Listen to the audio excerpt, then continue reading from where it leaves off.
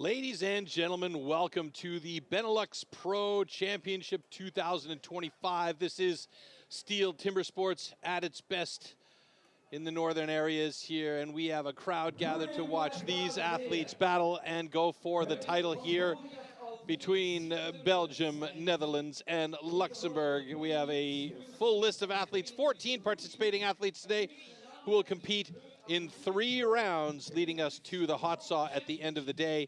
Round 1 has 3 events: the underhand, chop, stock saw, and standing block. Round 2, the single block and the springboard, and round 3, the hot saw. See who makes it there as we start to eliminate athletes throughout the entire day.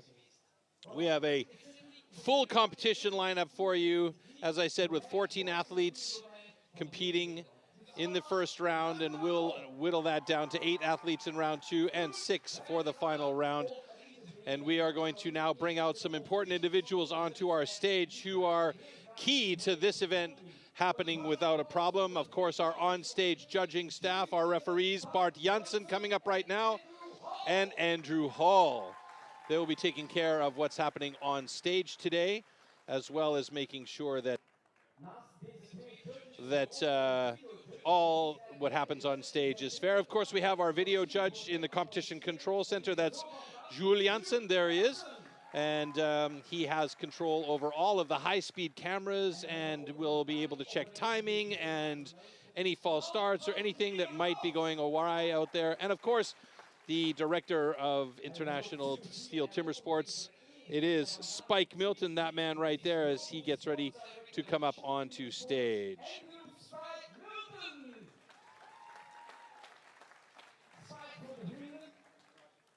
Spike, a former athlete himself, knows this sport intimately, so he is the perfect individual to be our international sports director.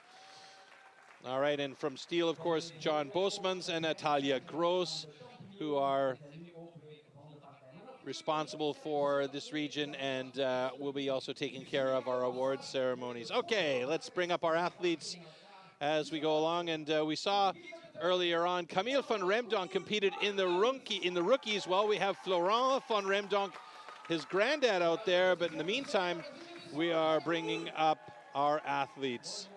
So Koen Martens coming up right now, recently getting back into action. Then Robin Cuvelier.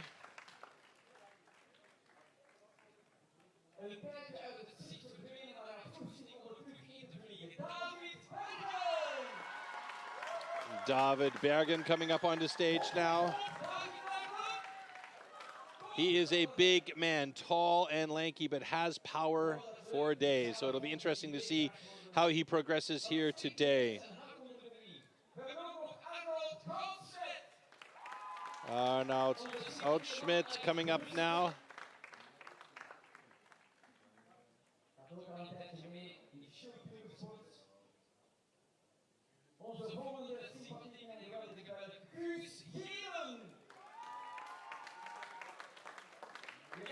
Bruce Galen now coming up on stage,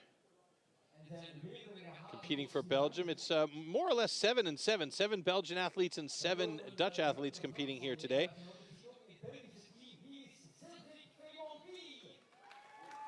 Next coming up from Belgium, Cedric Femonville.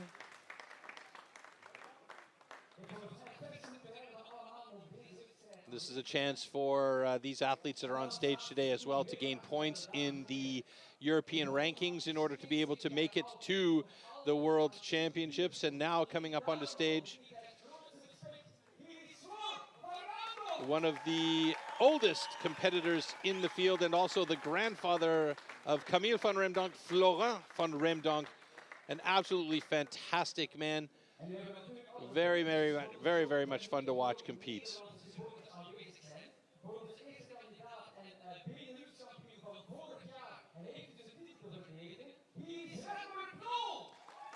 Next coming up onto the stage, Red McNoll. Now, just recently, he made some major strides, big confidence boosters for him, doing well in the Champions Trophy a couple of years ago when we held it here in the Netherlands. And he is continuing to improve, making sure that he gets himself down to Australia on a regular basis to compete and train there. Coming up onto stage now, Ben Terpstra, also one of those guys that we can keep a close eye on to be on that podium today. He's a very, very strong competitor, and he'll be pushing to be one of the top three. Next up, Martin Harms.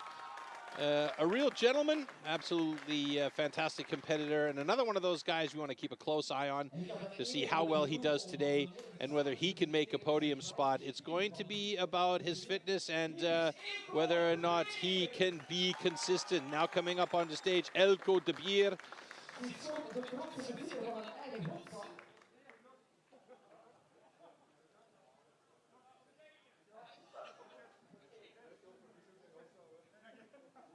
And almost finished with our introductions here. Just a couple of more athletes to come up. Edwin Doost next up.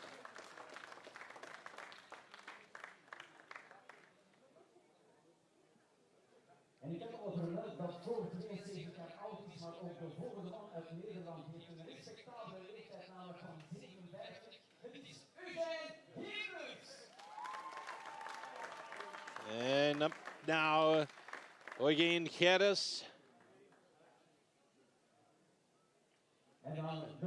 A real powerful individual.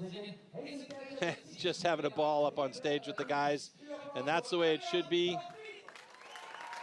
And Ariane van Vliet coming up onto stage now. And that will round out our 14 athletes that will be competing here today on stage for our BeNeLux STIHL Timbersports Pro Championship 2025.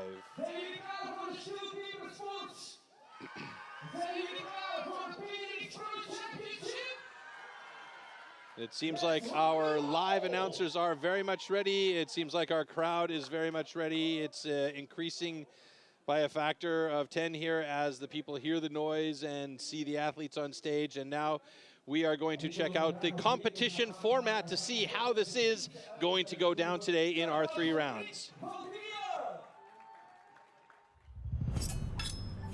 The STIHL Timbersports individual competition.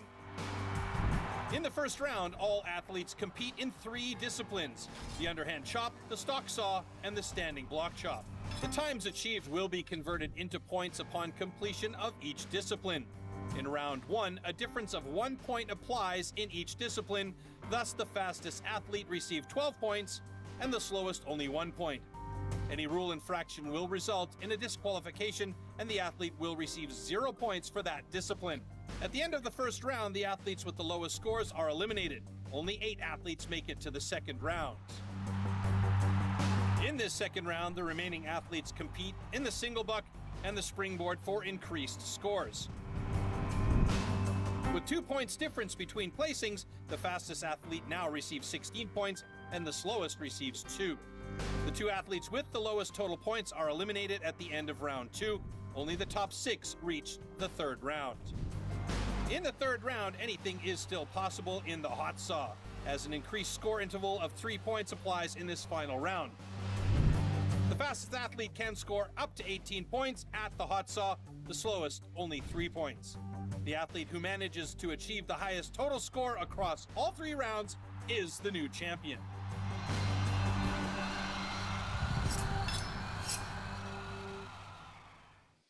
All right, so there's our competition format. So we know that through the 3 rounds, that's what's going to be happening. And now let's get ready for the first round and our first discipline of the day, underhand chop. Check it out, the Tulin discipline.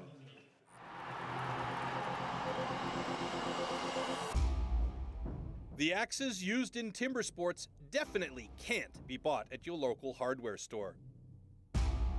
Made from special steel, the blade is hand-sanded with an angle of 13 to 16 degrees. It's custom built and carefully adjusted for each competition. The weight is around 3 kilos and it's about 80 centimeters long.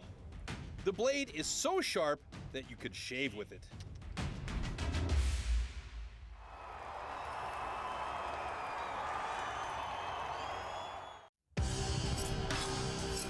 Underhand chop.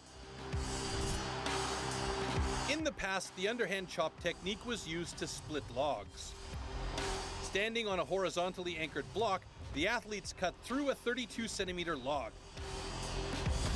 The block has to be worked from both sides.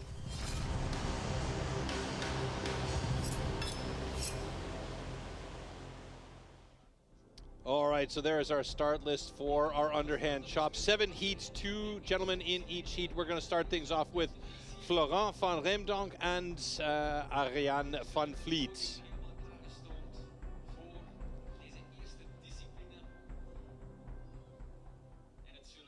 And there we go, Florent van Remdonk, 72 years young, up against Ariane van Vliet, 33 years. Tail of the tape has the advantage going to Ariane van Vliet by a few seconds, but you never know what's going to happen there with the underhand chop. It's all about trying to see how we get through. So we're going to keep a close eye on these competitions here, as these guys want to try and get the quickest time possible and get as many points as possible.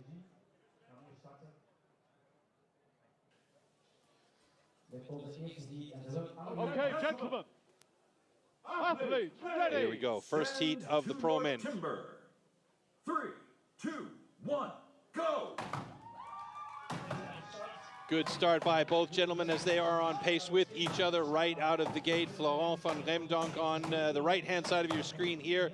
Ariane van Vliet on the left-hand side from this angle as they both get into that first side. Both of them opting for narrow cuts as Ariane van Vliet moves over to the second side of his block just ahead of Florent van Remdonk. Remdonk going a bit deeper on that first side to try and make less work for himself on the second side. And now Van Vliet starts to pick up the pace on the second side. He thinks he maybe feels like he can get through there fairly quickly. Gingerly over to the other side. Van Remdonk now moving to start the cuts there. And what an action for him as they just get towards the 43-second mark. Van Vliet almost through that block. A couple more drivers should do it as he is close to getting a time in the marker here. And let's see. Oh, it's getting a bit sticky for him here at the bottom of this cut. He's trying to get through there, but something is holding him back. Meanwhile, Florent van Remdonk is getting good work on the first side or the second side of his block. And Van Vliet is through in 1:01.94. So he has set the time to start this day off. And Van Remdonk, 1:09.41, a personal best for the 72-year-old. And he's happy about that. Fantastic.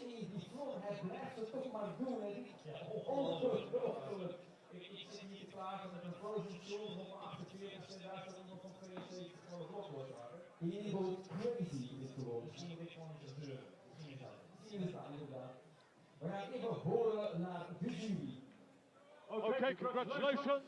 Both cuts are good. Well, chopping wood will keep you young, and Florent van Remdonk is proof of that. Great job.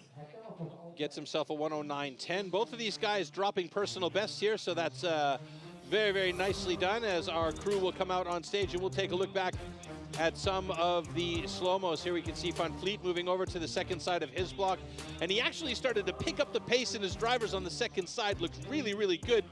Florent was still trying to work on that first side, going a bit deeper, and as I said, I think he wanted to do less work on this second side. It worked out for him as he managed to pull away with a personal best at just under 1:10. So a great job for him as he stepped down from that one, knowing he was through that block, no problem at all.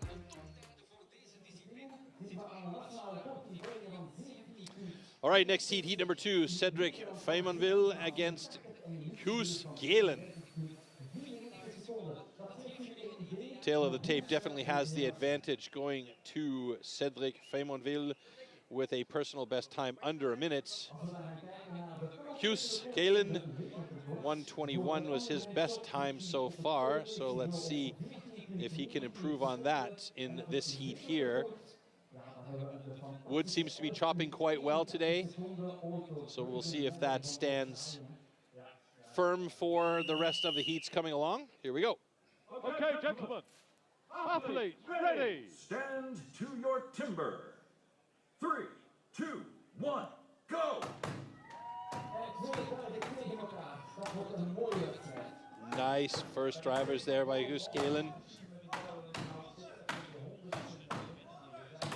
Feymanville, you He's got a big chip there that needs to come out. He does get it released finally. Needs to cut low on that block to get those lower pieces out as Galen has moved over to the second side of his block, looking very good on this cut so far. Feymonville still on his first side, hasn't opted to move to the second side, going very, very deep there as he too tactically wants to maybe cut away less on the front side. Steadies himself and starts the drivers on that front side. We should see a very good time, a fantastic personal best for Galen as he gets through there in 39:37, cutting nearly a full minute off of his time, about 45 seconds faster than his previous personal best. So a great job there.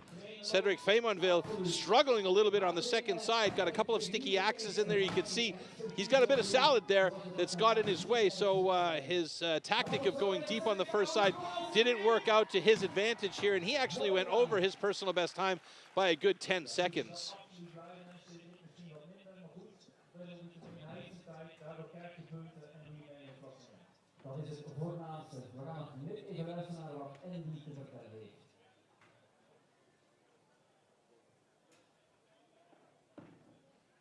Okay, congratulations. Both cuts are good.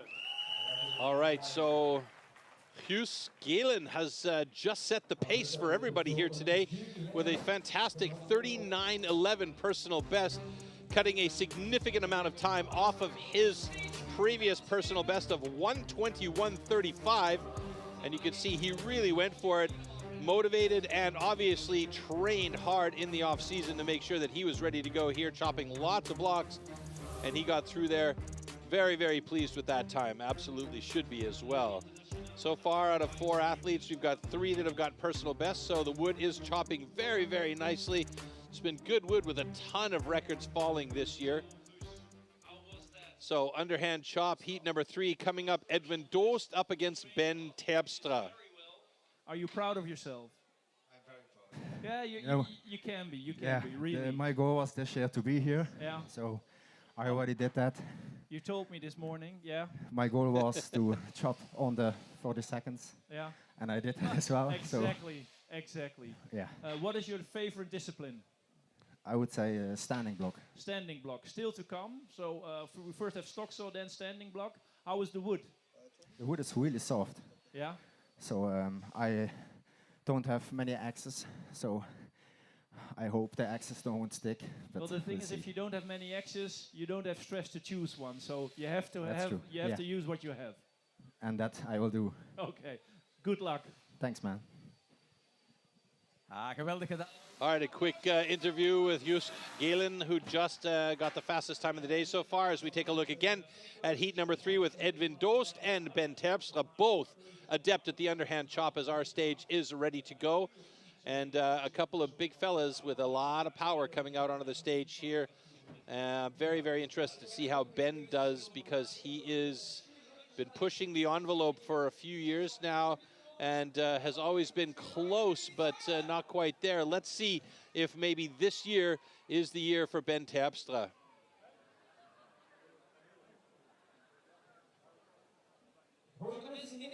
Got to be able to choose the correct block here, though, first there, Ben. So you can see he got first place at the Dutch qualifier, so obviously highly motivated and completely trained and ready to go.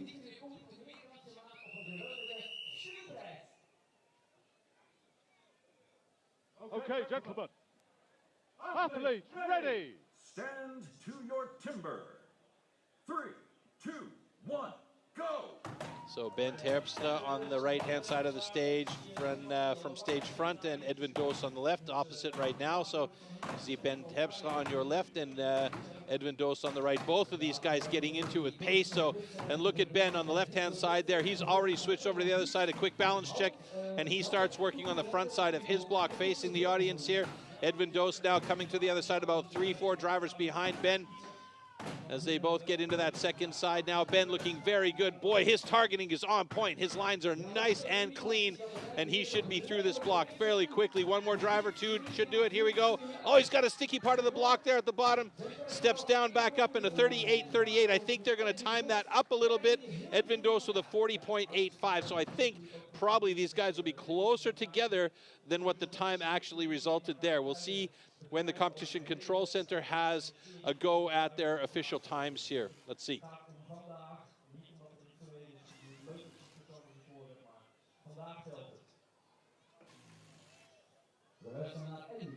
Okay, congratulations.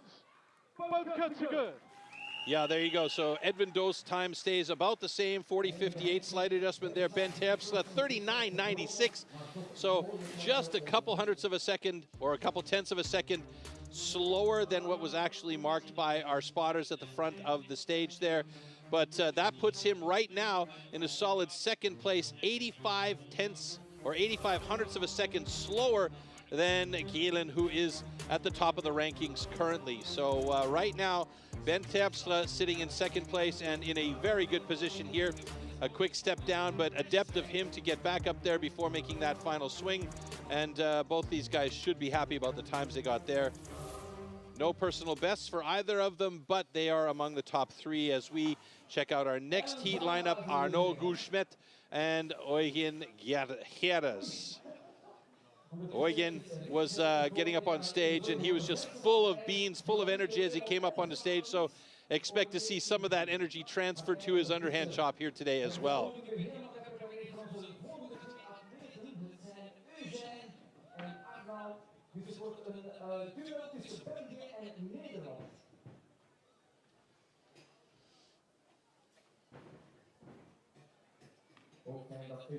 Arnaud Gouchmet and Eugen Gerdes. See if I said those correctly. I certainly hope so. Okay, gentlemen. Athletes, ready. Stand to your timber. 3, 2, 1, go. Right into it with pace, and there's that energy we talked about from Eugen Gerdes. On the left-hand side of your stage, a quick step down by him as he gets right back up on top and chipping out very nicely. Got a little bit to work on the bottom of the block there, but he went deep on that first side.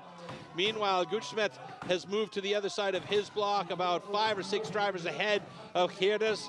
Gerdes now on the second side of his block and trying to get that pace continued on the second side as he is cutting nicely right now. He's got some great targeting, no salad at all, chipping out nicely. Gouchmet doing the very same thing, although aiming for more power, and Gerdes got it. Gerdes with a 40.92, and Gouchmet almost through. A bit of a sticky axe on a couple of drivers going for the big power drivers, and that puts him in too deep, and it's hard to drag that axe out afterwards, but a couple more drivers here should do it as he is almost through, and he's got it in 58.53. So both under a minute, with Gerdes getting the faster time of the two at 40.92.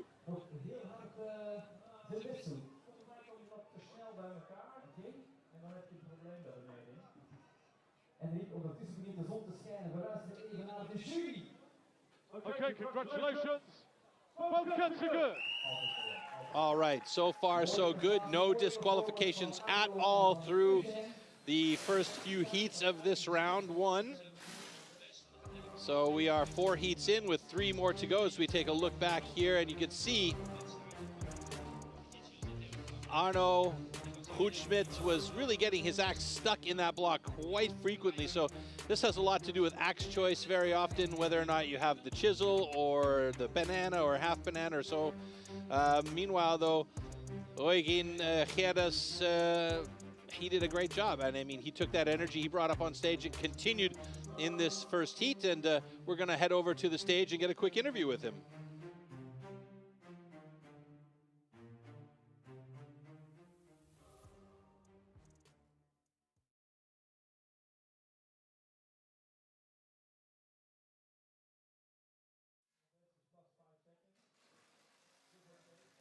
Equal. Yeah, equal wood. Okay. But tough. Yeah, but tough. Yeah, but for your age, you're doing very good. You did the competition in Wales for 3 weeks ago. It was a good competition there. How do Yeah. you like it here? Yeah, It's a nice crowd and nice weather, good wood, everything good. I'm gonna ask the same question from all. What is your best discipline, or what discipline do you like the most? Springboard I like the most. Oh, then you have to advance to the next round. So keep up the good work, and we'll see you hopefully in Springboard. Yeah, thanks. Bye bye. Geef hem nog een applaus, Eugène, dames en heren.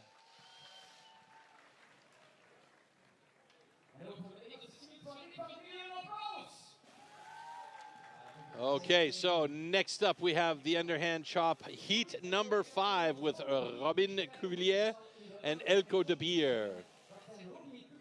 A couple of guys that are pretty close together as far as the tail of the tape is concerned, showing pretty even times between the two of them. So Robin Cuvillier with a 37.32 personal best, and Elko de Beer slightly faster with a 30.86.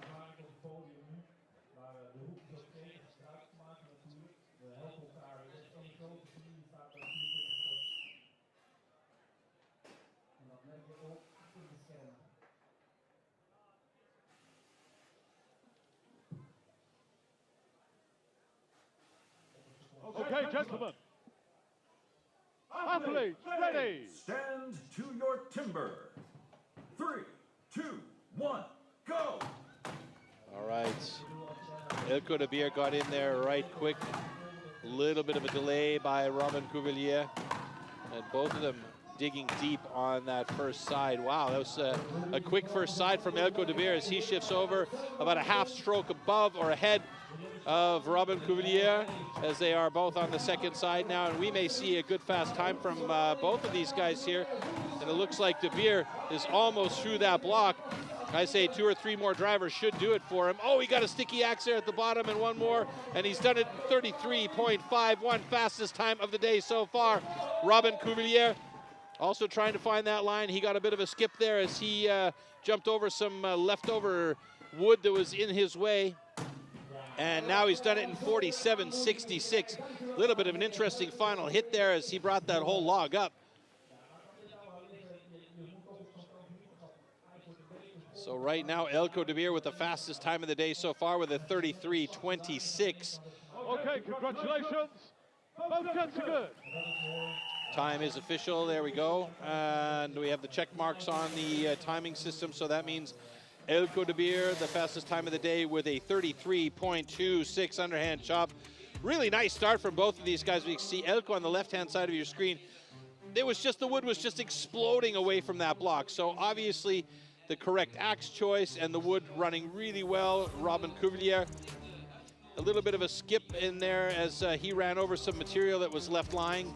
But great job by both of these guys. And Robin Cuvillier currently 6th in the underhand chop with a 47.33. So he is not far off the pace, but he does need to do some work in the next 2 disciplines as we head to our heat number 6 of 7 with Martin Harms and David Bergen. I'm really, really looking forward to see David get into this underhand chop. As you can see, both of these guys have very, very fast times, under 30 seconds. And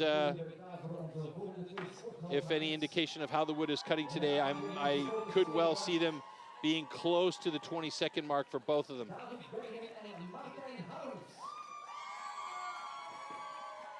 Martin Harms clearly has got his fan club as well as David Bergen.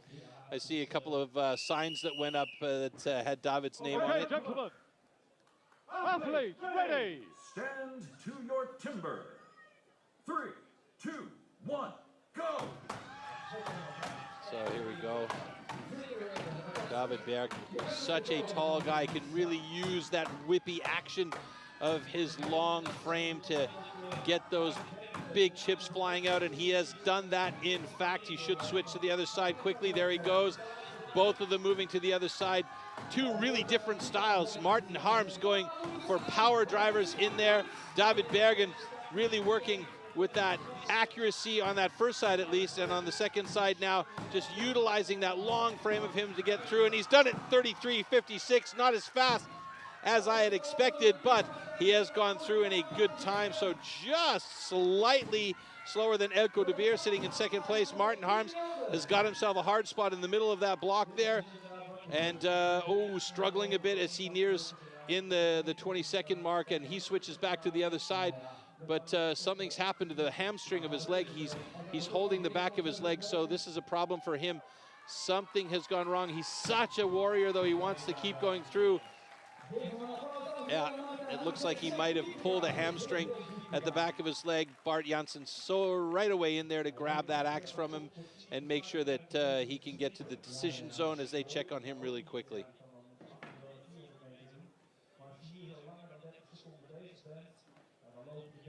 David Bergen with a great run, though, 33.36. So Okay, congratulations. Both cuts are good. 0.10 seconds slower than Elko de Beer, but sitting in second place right now on the underhand chop. Let's take a look back here. You can see both these guys getting right into it with full power. There you see the feet of David Bergen, basically eclipsing that block that he's standing on because he's got such big feet as a tall man. And on the other side, that final driver for David at the 33.36 second mark. Good job. And Martin Harms pushing hard to get through there. Okay, so a couple of guys now coming up in heat number 7, both of them holding the national records for the underhand chop. Redmer Knoll, 17.84 for the Netherlands, and Koen Martin, 17.62 for Belgium. And these two guys know each other well. They've battled each other many times in the past. Koen Martin's coming back from what could be called an injury. He was struggling with a problem with his forearm, had to have an operation, and only started in mid-May to get back into form. So the fact that he's out here competing is quite a testament to his fitness level and his dedication to the sport.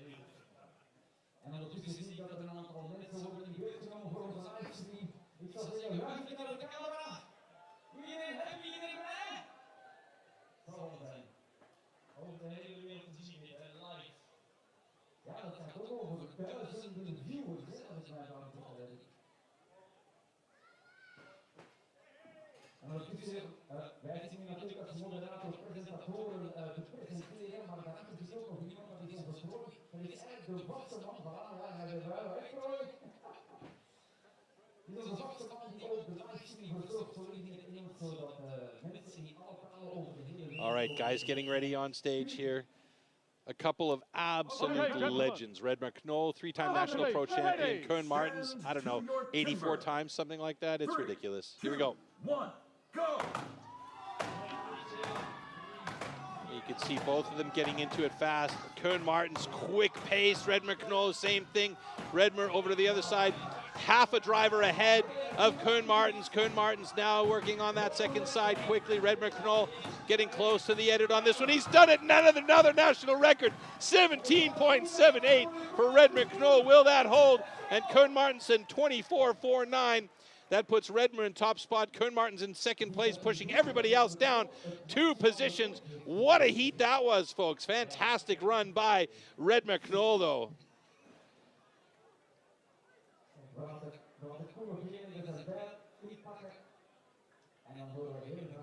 Okay, congratulations. Both cuts are good. All right, it's official, a new national record for Redmer Knoll, who continues to improve. And we've seen massive, massive strides from him in the last 2 years. And it was such a mental challenge for him for years before. And then he just had a break. Something happened. He changed. Something went and started working for him. And he has been on a tear ever since then. It doesn't hurt that he's been training a lot down in Australia with the Australian team and coming back with a weird accent.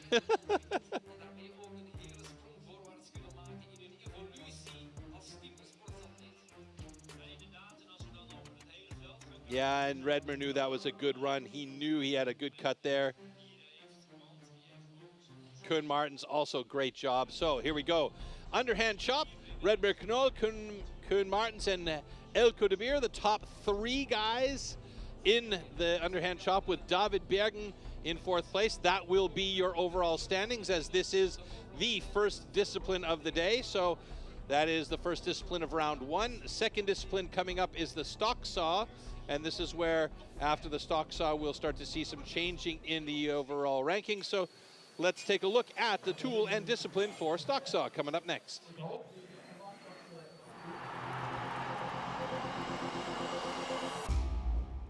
The STIHL MS661CM stock saw is used in STIHL Timbersports as the ultimate test of operator's skill.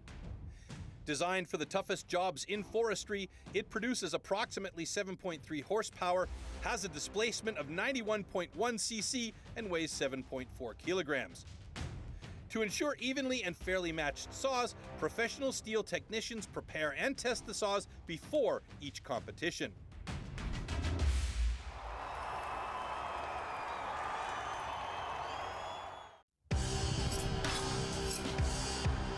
Stock saw. After the starting shot, the contestants have to cut 2 wooden discs, so-called cookies, within a 10-centimeter mark. One downward and one upward. The attempt is only valid when both discs have been cut off completely and within the marks.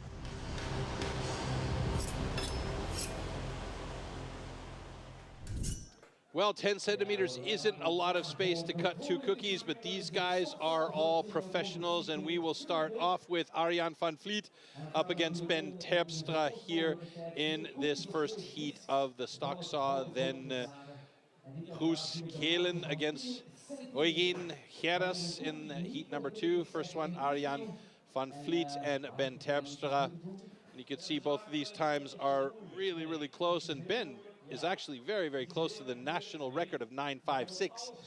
So let's see if he can pull that off with a good cut here. Now, the stock saw is an interesting animal because it's not about power or strength. Of course, you have to have that in order to be able to control the saw, but it really is about knowing the piece of equipment, listening to it, feeling the vibrations. If you push too hard, that chain will stop and bog the saw down, and maybe the motor will stop, which is a disaster. If you don't push hard enough, though, it won't cut efficiently. So it's about finding that really clean balance between power and feel and touch. And let's see which of these two guys has it in this heat number 1. Okay, gentlemen. Warm up your swords.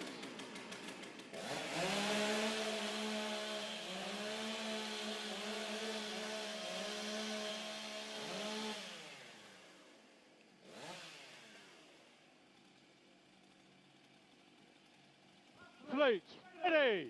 Stand to your timber. 3, 2, 1, go.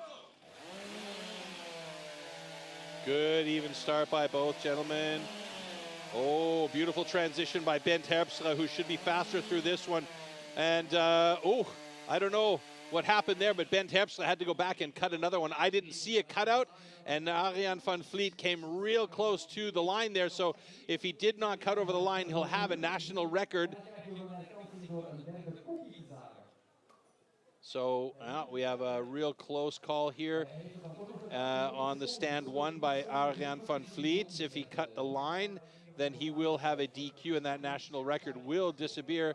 Ben Terpstra had to go back and cut another cookie. I didn't see what actually happened there, but I could imagine that he had a cutout. So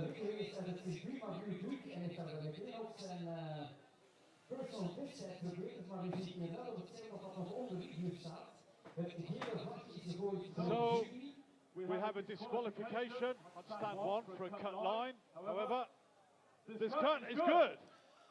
And it does turn out that Ben Terpstra's cut does count, and it is a good cut at 9:05. He has got the new national record. So I would like to see Ben Terpstra's again here. So he's got a real thin cookie there. Very, very nice cut to start things off with. And then transition was quite beautiful. And then he went back and cut another cookie, and he still was fast enough to get the national record. That is incredible. He had to go back and cut another one because of, I believe, a cutout on the first cookie, or perhaps it was an angle in cutout on the second. I didn't see the angle correctly, so I can't tell you. All right, heat number 2, Guus Kelen against Eugen Gerras.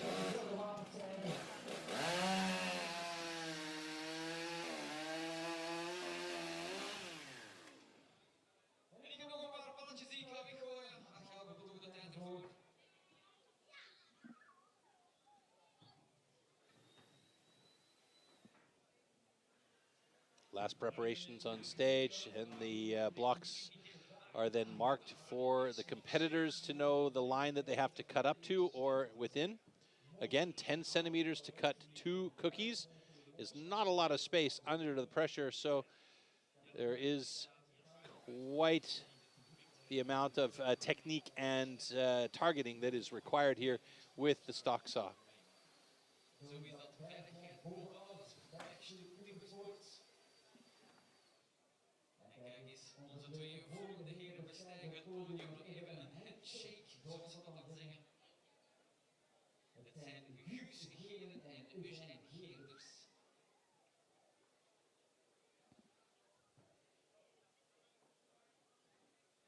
So here is where that energy from Eugene Gerdes needs to be in control. Guus Helen, Eugene Gerdes.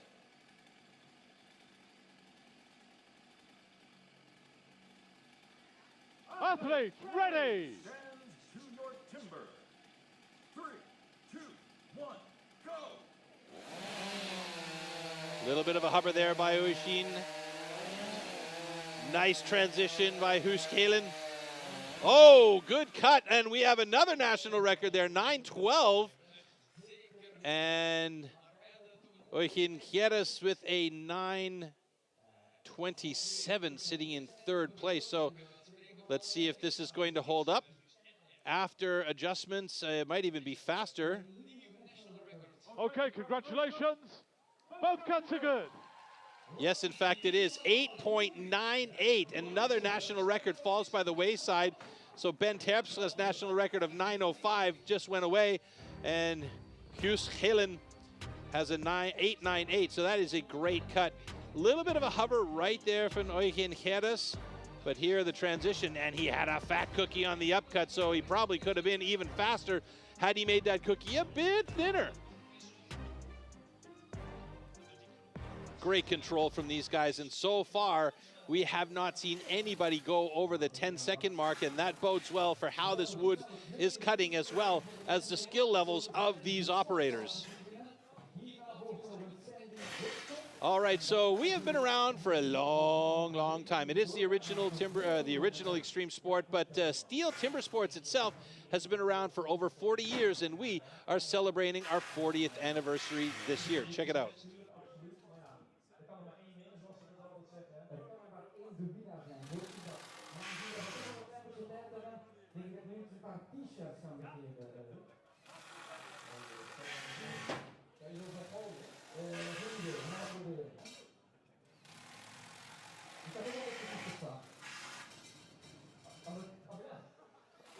Woodsman who can cut down a tree more easily than most people can chop one up. When it really comes to tackling large lumps, you can't beat the men of the forestry companies. An axeman's gathering.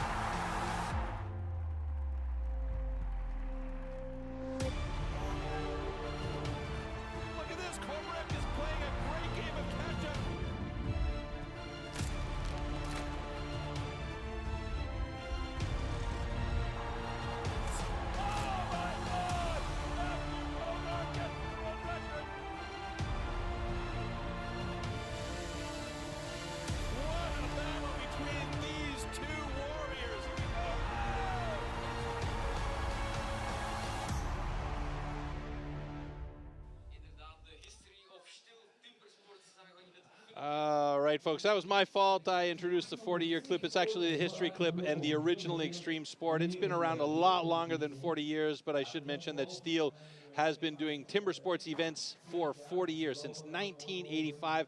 Maybe we'll get that clip out for you a little bit later on, but that was our original extreme sport clip, and it really is. As we step into heat number 3 with Redmar Knoll coming on stage along with Arnaud Rouchmet. Now, both of these guys have times around the 10-second mark, but based on how the guys have been cutting today, we may well see quicker times. We'll see. This is for for Redmer, it's a bit of a love-hate. He's not really a saw guy as far as the motor saws are concerned. Chopping and single buck, no problem. But let's see if he has been working on this discipline.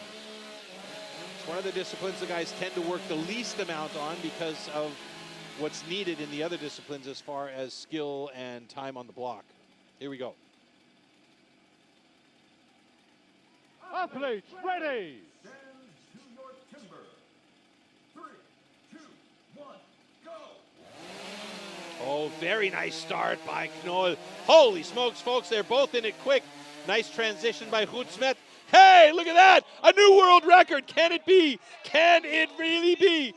7.57 for Redmer Knoll. And if that stands, we have a new world record in the stock saw. Oh my goodness. Now standing with bated breath to see if both cookies are fair and do we have an official world record. Okay, congratulations. Both guns are good. It's official. Wow. Holy smokes, folks. A beautiful cut by Redmer Knoll gets him a 7.46 and a new world record in the stock saw. Oh, wow. Fantastic. Look at the start of this cut. Really quick start by Redmer. He got right into it. Transition was fantastic. Arnaud's cut was also amazing. He had a bit of a thicker cookie. Look at the transition from both of these guys. Straight line cut through there. Oh, fantastic cut. Both of them dropping huge cookies at the end. But who cares? They got through fast. And Redmer Knoll is at the top of the rankings and probably over the moon right now with a world record. Arnaud Kutschmet with the second position, and he is in interview right now. How do you feel? Yeah, pretty good actually. I didn't prepare for that, but especially on stock saw. Not really my favorite discipline, so really happy with it. Red is red and stays red. Good luck. Thank you. Like I said, not his favorite discipline, but today it certainly is. Wow.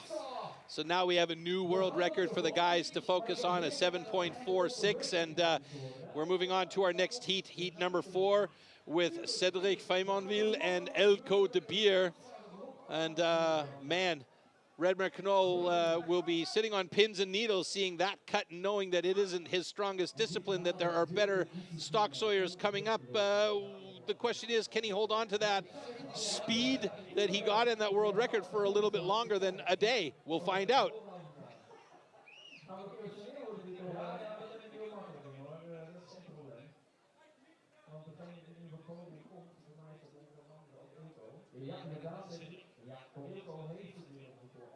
And so far, I'm looking at our times up to this point, not a single cut has been under or over 10 seconds. The closest we've gotten to 10 seconds is 9.30 seconds. So this wood is cutting really well today.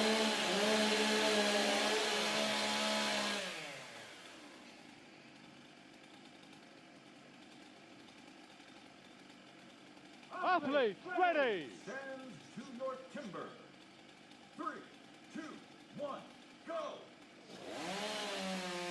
Good start. Oh, Elko, his saw stopped. So Feymonville with the advantage going on that upcut with a really nice thin cookie to start it.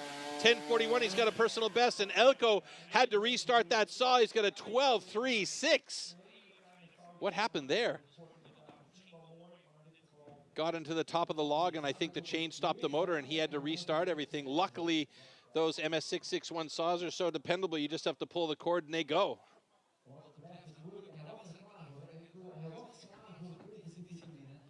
We'll see in the slow-mos, hopefully, what occurred there with Elko de Beer, but he is not happy. Our first athletes to go over the 10-second mark, both of these guys here. Okay, congratulations. Both cuts are good. So 10:32, a personal best for Feymonville, and Elko de Beer with a 12.19. He is not happy about that. Let's have a look again here. Yeah, he had to restart the motor. I think he got up there and, oh, he didn't even touch the block. I think he might have hit the the motor cut off. Ah, terrible situation. That is a real gut check for you, but you know, he stayed calm, restarted the saw, and he got a time in the block, so at least there's that.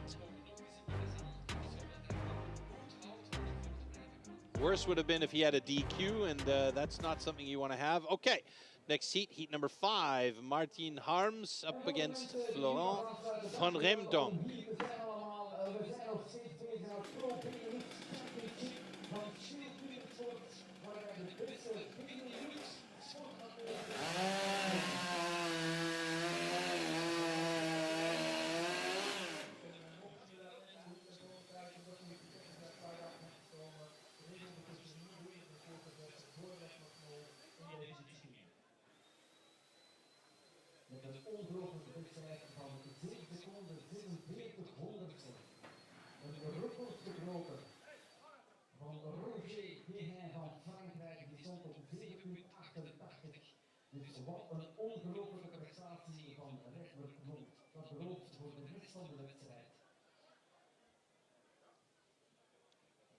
Just talking about the previous owner of the stock saw world record here in the arena. It was from the French National Championship just 2 weeks ago, and that was Roger Géhin.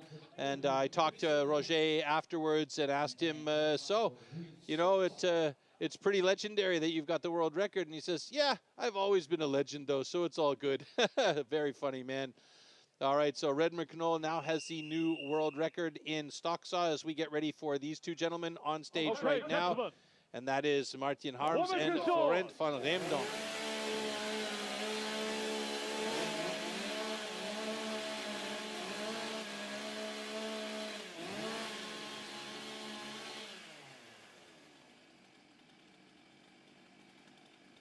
Athletes, ready! Stand to your timber.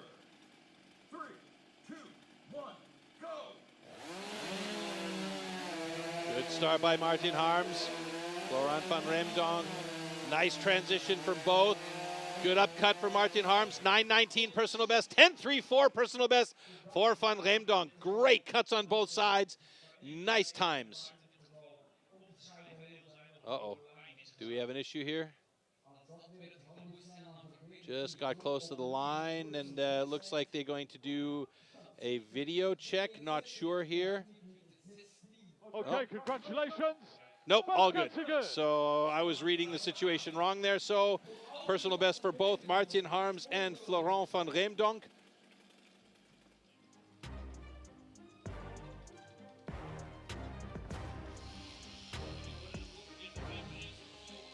There you see the start from Florent. So thin, beautiful start cut. Same thing for Martin Harms. The transition here is key. Bit of a swing there from Florent, but he had a nice thin cookie on the upcut, and Martin Harms controlled that one very well for that final hit.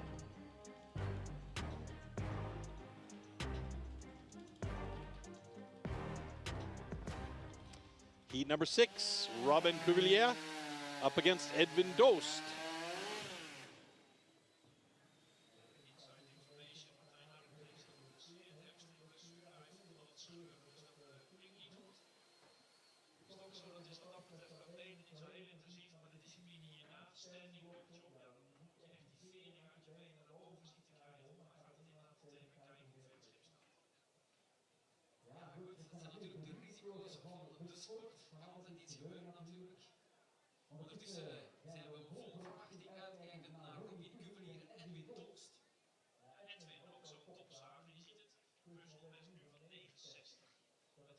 All right, both these guys getting ready to rock and roll here. Robin Cuvillier with a PB of 10:04. Edwin Doost 9:60.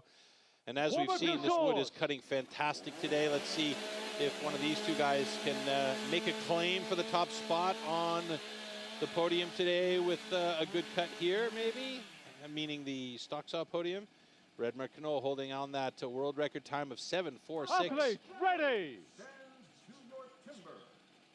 3, 2, 1, go!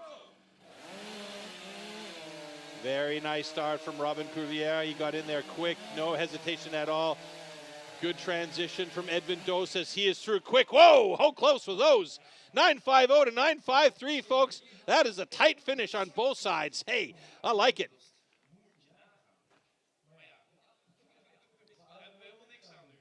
So Robin was a bit quicker on the entry into the block, but his transition had a bit of a swing.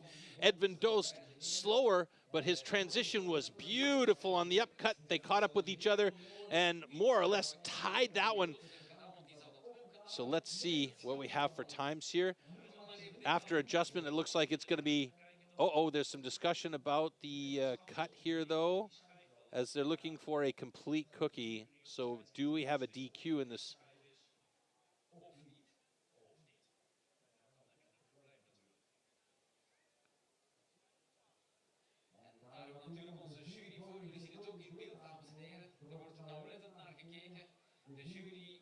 Oh, yellow flag for Edvin Dost here.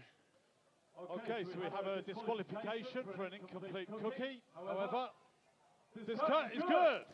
So Robin Cuvillier holds on to his time of 9.42. Unfortunately for Edvin Dost, it literally came down to millimeter work to check the cookie, and it became an incomplete cookie, and Edvin Dost has the DQ, and there it is right there, that little slip off the top, and that means he got too close to the slip. Now, had he moved over just a bit, another ½ centimeter more, then he would have had a complete cookie, but unfortunately, he didn't, and that was the reason behind his incomplete cookie, that little slip right at the beginning of his cut, and that is a heartbreak there because it was a really, really nice cut from Edvin. So,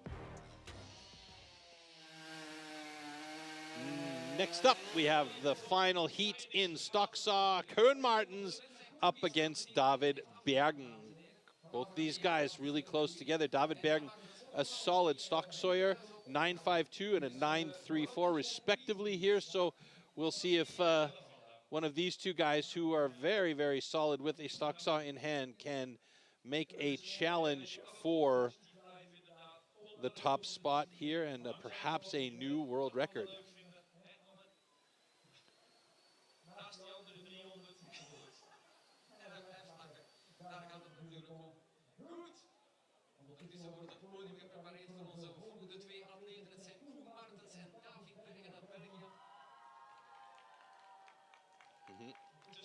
David's fan club, all dressed in yellow, screaming for him, supplying him with a lot of support here today.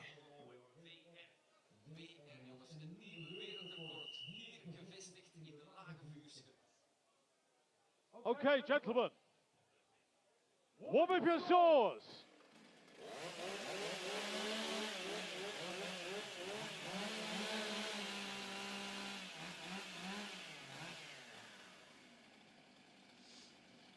Here we go. Athletes, ready. Stand to your timber. 3, 2, 1, go. Nice start. David and Koen both. Koen Martens with a beautiful transition. This is going to be a good cut for Koen Martens. It's a personal best for both. 8.74, 8.94. Nice solid cuts for both gentlemen, and they move into positions 3 and 4 in the Stocksaw rankings, and David Bergen is going to be definitely pleased with that as his fan club is absolutely over the moon.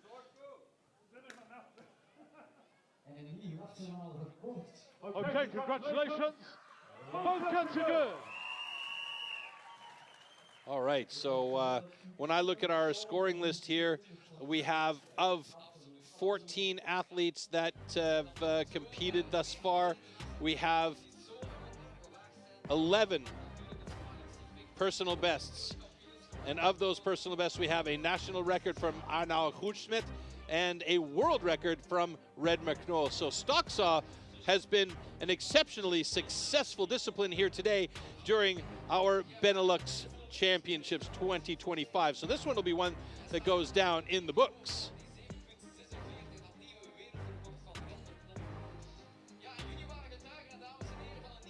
Let's see if the data has been updated on the webpage. Not yet, no, but taking a look at our overall rankings here, our Stocksaw rankings, excuse me, there you go. Red McNull with the season's best and world record, of course. Then Arnau Kutschmidt, then Koen Martens and David Bergen, then Kus Galen. And then in the overall rankings, the top 5 guys more or less stay the same. So you can see now how things are starting to shift around a bit. Red McNull winning both of his first 2 disciplines. So he is in a good position with 24 points so far, and his consistency playing a big role in where he stands right now in the overall rankings.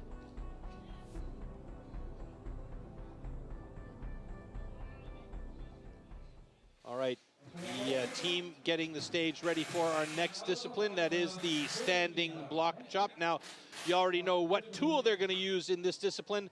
Let's take a look at the discipline itself. Standing block chop. At the standing block chop, the felling of a tree with an axe is simulated. A vertically positioned wooden block with a diameter of 30 centimeters has to be cut through both sides. A powerful and precise swing with the axe is the premise of a good result.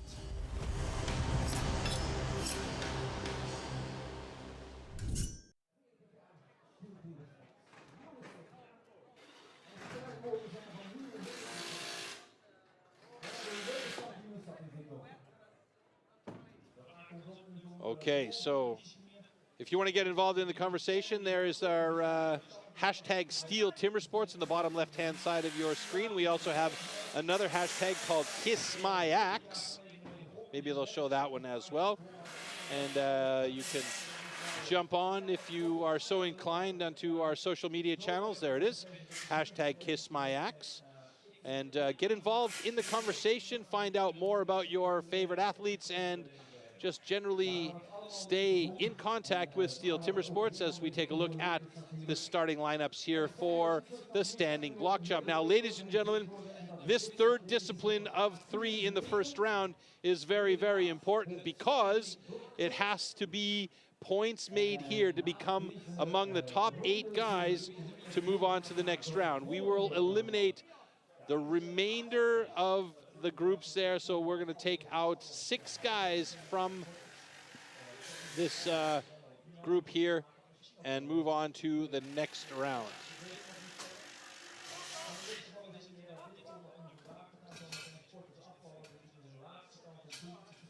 All right, so heat number 1, we have Arjan van Vliet up against Cedric Feymonville.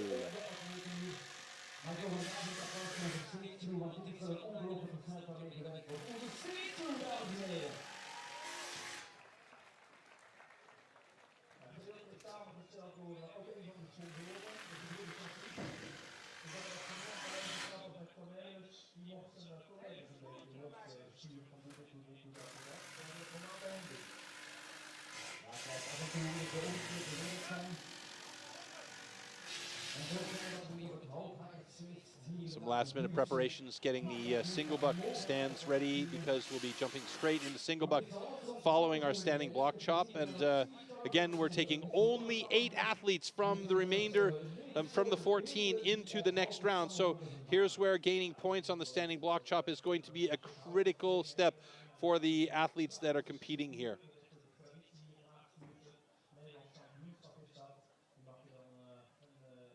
All right, guys are coming up on stage now. Arjan van Vliet and Cedric Feymonville.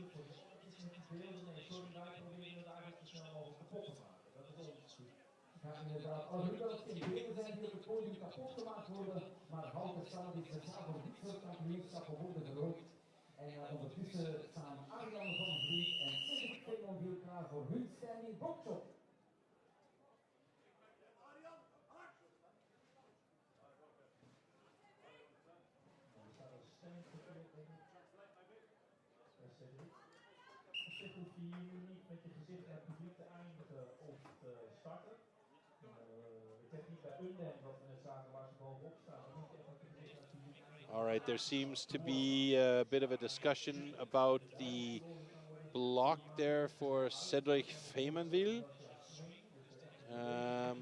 But it seems like it has been clarified, so we will start in competition here.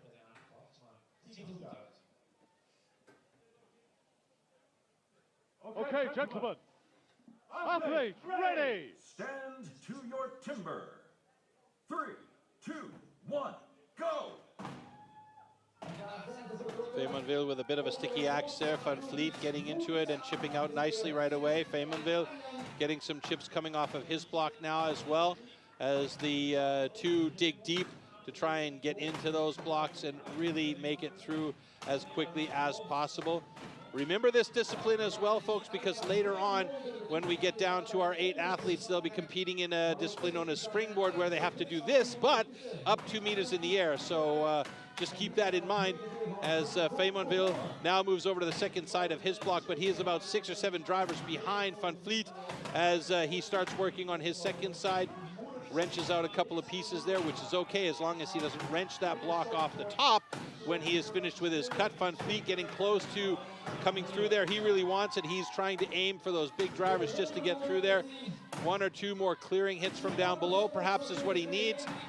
And Feymonville is coming close to it as well, but Van Vliet has done it in 59.93. Feymonville, 1 or 2 more drivers for him as well. It's going to be just one in 1:05.53. And he does a quick check of his axe to make sure everything is in one piece there.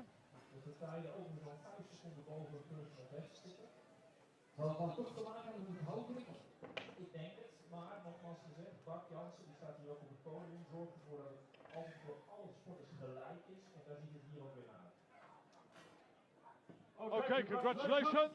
Both cuts are good. All right, so both cuts are considered officially good, and the times have been slightly adjusted, so both of the guys are just a little over 1 minute time on the standing block chop. There you can see Feymonville with a little bit of a sticky axe in his first 2 drivers, and from our fixed camera positions on the deck up there, you can see how Arjan Van Vliet was really going for it. On that second side, he was trying to find a line through there, but needed to do 1 more cut from down below just to clear some extra material out of the way. And then, oh, it looked like it was going to hang there on him, but finally let loose, and same thing there for Cedric Feymonville. Okay, heat number 2, Arno Goedschmidt against Florent van Reemdonk.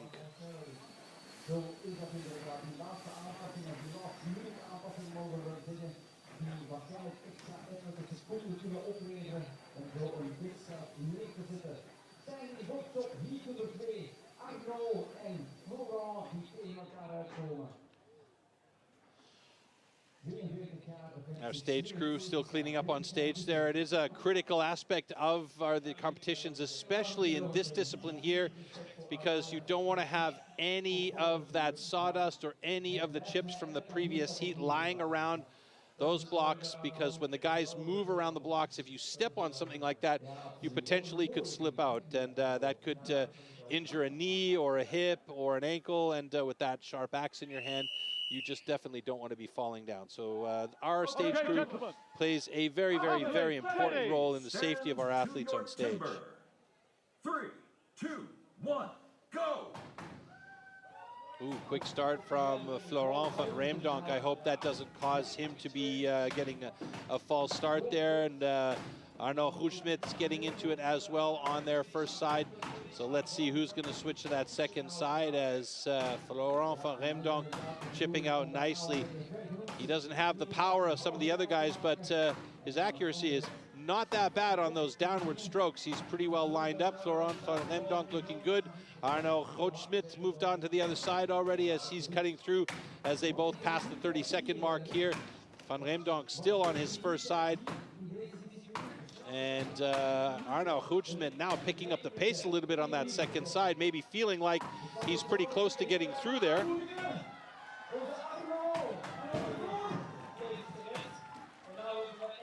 So Arno Goedschmidt with a 49.73, and Florent van Reemdonk just rounding out onto the minute mark here as he's working on that second side here.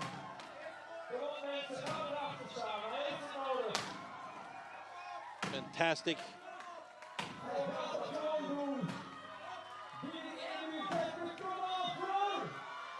Lots of support from the audience here. He's got 10 seconds left to get through this one.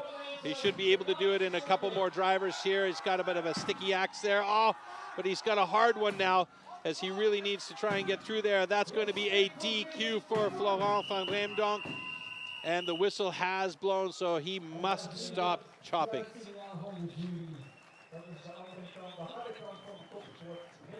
Couple of steps there, but generally pretty clean with his drivers.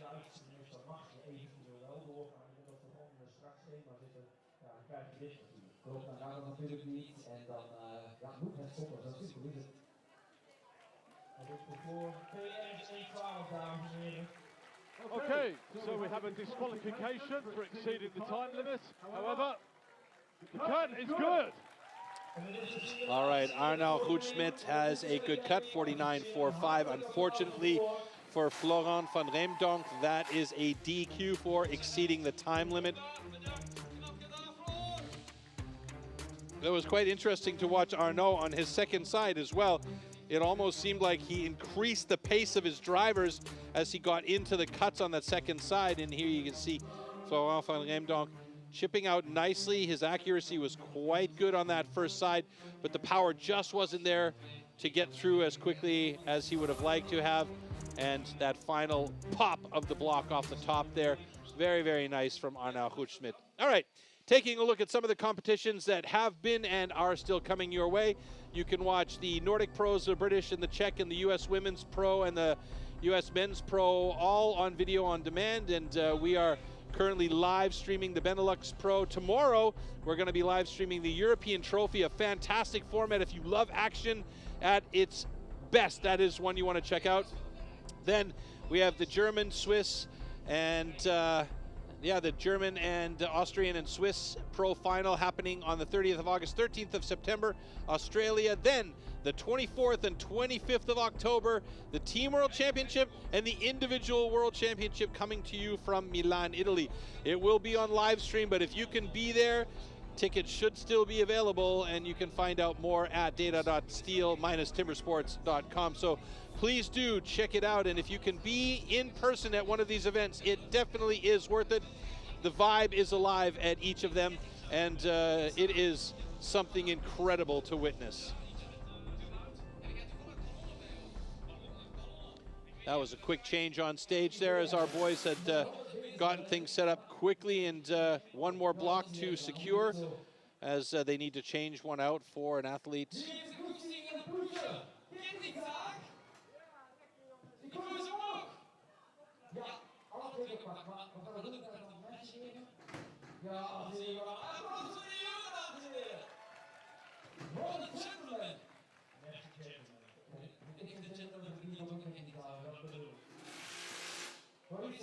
All right, standing block chop heat number 3 coming your way with David Bergen and Guus Helen.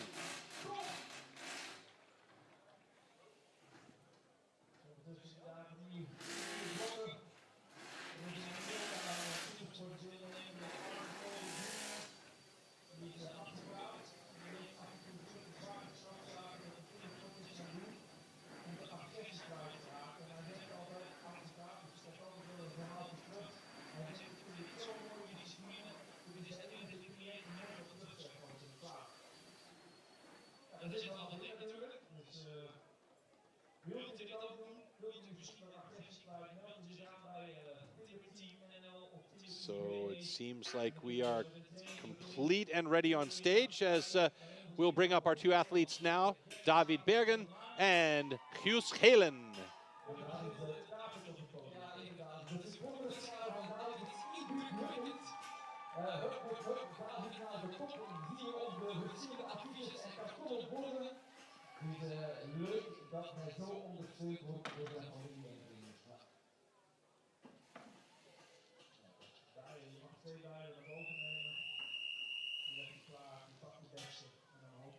Again, this discipline is about gaining as many points as possible to make sure you are among the top 8 moving to round number 2. Here we go. Timber. 3, 2, 1, go! Guus Helen getting right into it quick.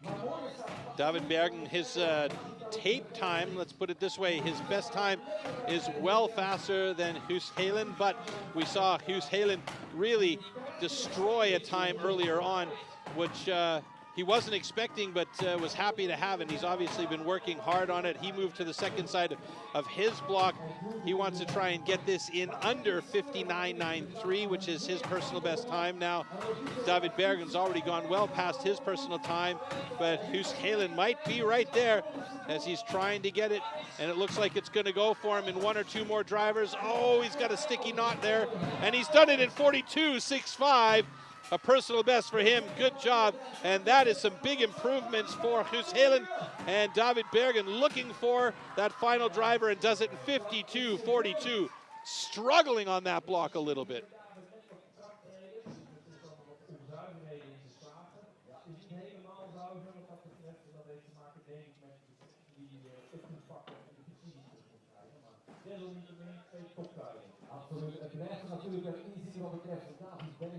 Een tijdje uit het circuit, maar nu helemaal terug en met een vaste supporters samen. Okay, congratulations. Both cuts are good. All right, so the cuts are good and they are logged in officially, and Guus Helen takes over the top spot in this standing block chop, so he's got himself some good points right now. Can he hold on to them though? We'll see as the times start to get quicker as we move up the lineup of athletes that are coming up on stage here. And there you can see that final drop of the block for Guus Helen. Great job, and David Bergen struggled a little bit on this one. He's definitely been faster in the past. I don't know, he chose, it looked like he had a wedge instead of a banana. It seems like the banana is working well on these blocks today, but that's again a personal choice. All right, next heat up, heat number 4, Edwin Doost going up against Eelco de Beer.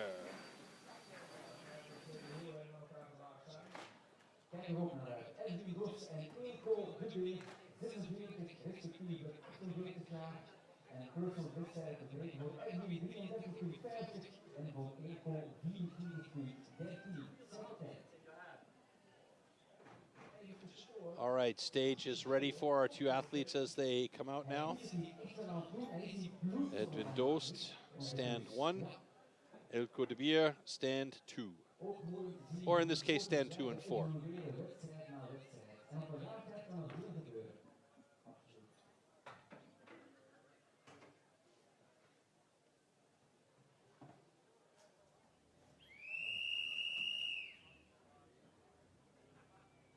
Okay, gentlemen.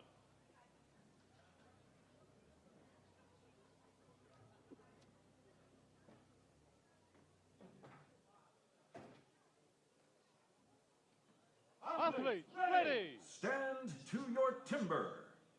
3, 2, 1, go.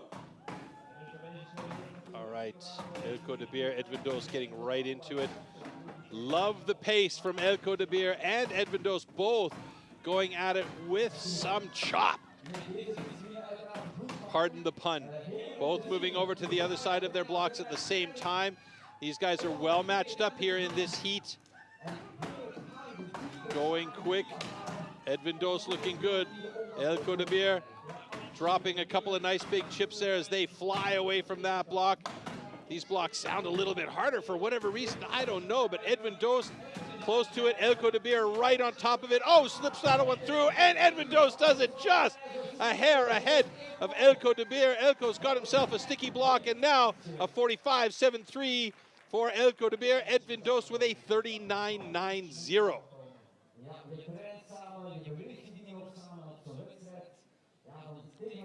Oh, it was so close, too. I thought for sure Eelco de Beer was going to have that. That block was wiggling and waggling.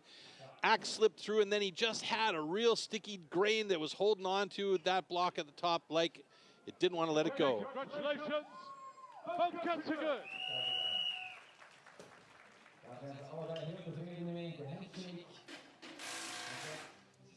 All right, so let's take a look back here. And you can see even in slow-mo, the pace that these two guys set right out of the gate. Super quick off to the other side. There you see Edwin Doost starts working on that second side. Both of them pretty much right on point with each other. And right here, it was 2 drivers for Edwin Doos. Elko de Beer had one that slipped through, and then he just had a sticky block that just did not want to let go. And he had to do 2 or 3 more drivers to get it off the top, finally dropping it at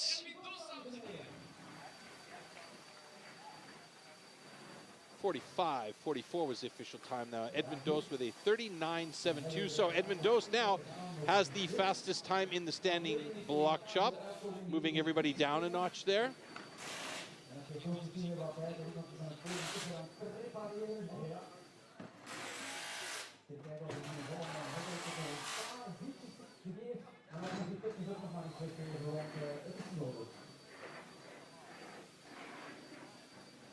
All right, folks. So again, we're showing you our hashtags, hashtag STIHL TimberSports and hashtag KissMyAxe if you want to get involved in the conversation. And if you want to follow up a little bit more about the athletes, you can go to data.stihl-timbersports.com and find out about the athletes, about world records. You can find out about locations and upcoming events, and all you need to know basically about the world of timber sports. And you could see there in the background all the guys doing such a fantastic job to get that stage ready. 3 more heats to go in the standing block chop and in round 1. We've had 3 disciplines in round 1 with the underhand chop, stock saw, and the standing block chop. And now we are looking to get some points for these athletes as we head towards round number 2 and the elimination of 6 athletes from our 14. Okay, here we go with standing block chop. Heat number 5 with Eugen Gerdes and Robin Cuvelier. Eugen Gerdes, who was all about the energy when he came out on the stage, still is a bundle of energy, and Robin Cuvelier on stands 1 and 3 respectively. Robin Cuvelier on 1. There is Eugen Gerdes. Okay, gentlemen. Athletes, ready. Stand to your timber. 3, 2, 1, go.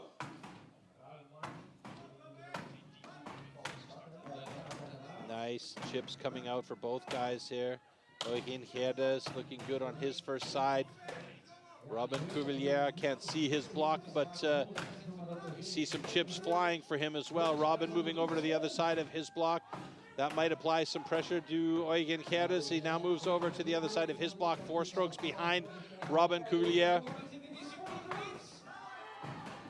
Ooh, big chip falls off the bottom of that block. Cutting narrow on the second side, Robin Cuvelier is. Both wiggling a little bit there. Robin looks like he might be through it. 40.93 for Robin. And Eugen Cuvelier, Gerdes, excuse me, has got it in 49.06. So he's done it in under 50 seconds. Good job there. So Eugen Gerdes at 5th place right now, with Robin Cuvelier sitting in 2nd place with that 40.60 time.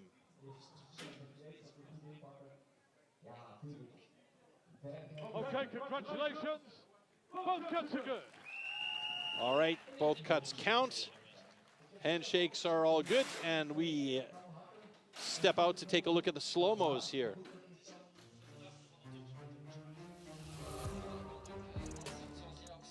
Eugen Gerdes.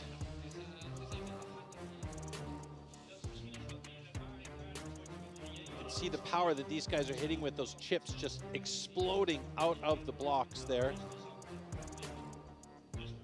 And this was the moment where Robin Cuvelier went around to the other side and started hitting there. A big chip came off of his, and then maybe applying a little bit of pressure to Eugen Gerdes, but he didn't panic. He went around to the other side and got himself set up and ended up getting through the cut in 48.86 official. Okay. Next heat, heat number 6 of 7 in standing block chop. Martin Harms up against Ben Terpstra.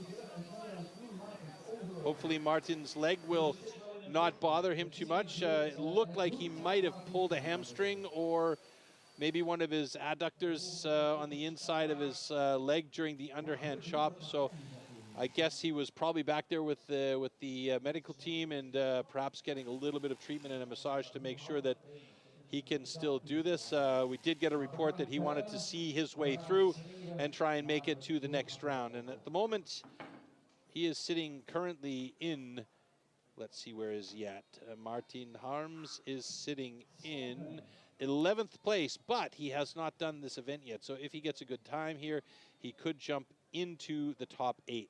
So he's not that far out of a spot. He just needs to have a good cut here. Ben Terpstra, he's been solid throughout the day. He is sitting in 10th place at the moment. He too can jump up significantly in this heat. To your timber. 3, 2, 1, go! Good start by Martin Harms. The leg doesn't seem to be bothering him all that much. It was his left leg during the underhand chop that was the problem, and he is pushing hard off of his right leg and really using that power. Ben Terpstra and Martin both moving over to the second side of their blocks at the same time, and they are pretty much on point with each of their drivers coming in very, very nicely. Ben Terpstra chipping away really well there as he's got some great aim. No steps hardly at all for Ben, and it looks like he might get through there quick. Great time for Ben Terpstra. A 33.62 puts him at the top of the rankings in standing block. And we're not far away from Martin Harms cutting his block off the top as well. Needs 1 or 2 more drivers to get through there. Can he do it? He needs some pressure on that block. Oh, he's got a sticky one though. Left a little bit too much material. Here comes the final cut. There it is. 54.86. Ah, that puts him in a troublesome spot. 9th position in the overall standings. That means he is out. Let's see. We'll find out when we get the final results here. Okay, congratulations. Both cuts are good. Wow. Interesting stat here. That's only been one guy so far that's had a personal best, and that is Hughes Kalen.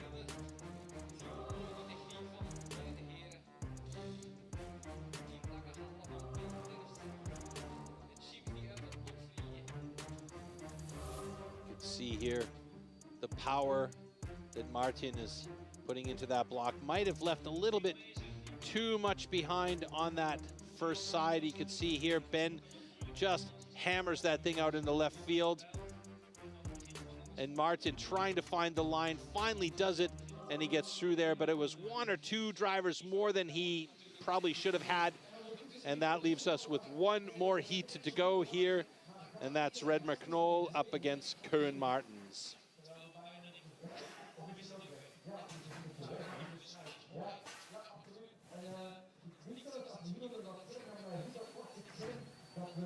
So Ben Terpstra has got himself into a good position. He is currently in 5th place with 20 points. That is still because he's got the fastest time, but there are 2 guys still to come. So theoretically speaking, he could drop down 2 spots, which would give him then 10 points, if that is in fact the case, if these 2 guys that are coming up next, and that would mean that he would have 18 points, and that would still have him among, well, might put him out of the rankings here. Let's see. These 2 guys have to get through this block, though, as Redmer Knoll and Koen Martens get ready to go for their standing block. Both of them holding personal or national records for their respective countries. Okay, gentlemen. Athletes, ready. Stand to your timber. 3, 2, 1, go! Yes, both getting into it nicely. Their pace is good. Koen Martens, oh, Redmer Knoll quick to the second side. Koen Martens about 5 or 6 strokes back now of Redmer as he has moved on to his second side. Redmer Knoll pretty close to it here. He really wants to have it through. He's getting a big sticky axo and he's got a bit of a problem. And somebody stopped the time on him, but at 25, I think it's going to be for Redmer Knoll, maybe around 24 and change when they finally do get to the adjustment. Right now it's showing 22.96, but I'm pretty positive that is going to be adjusted up. Koen Martens with a 24.78. There might be a small adjustment there for him as well.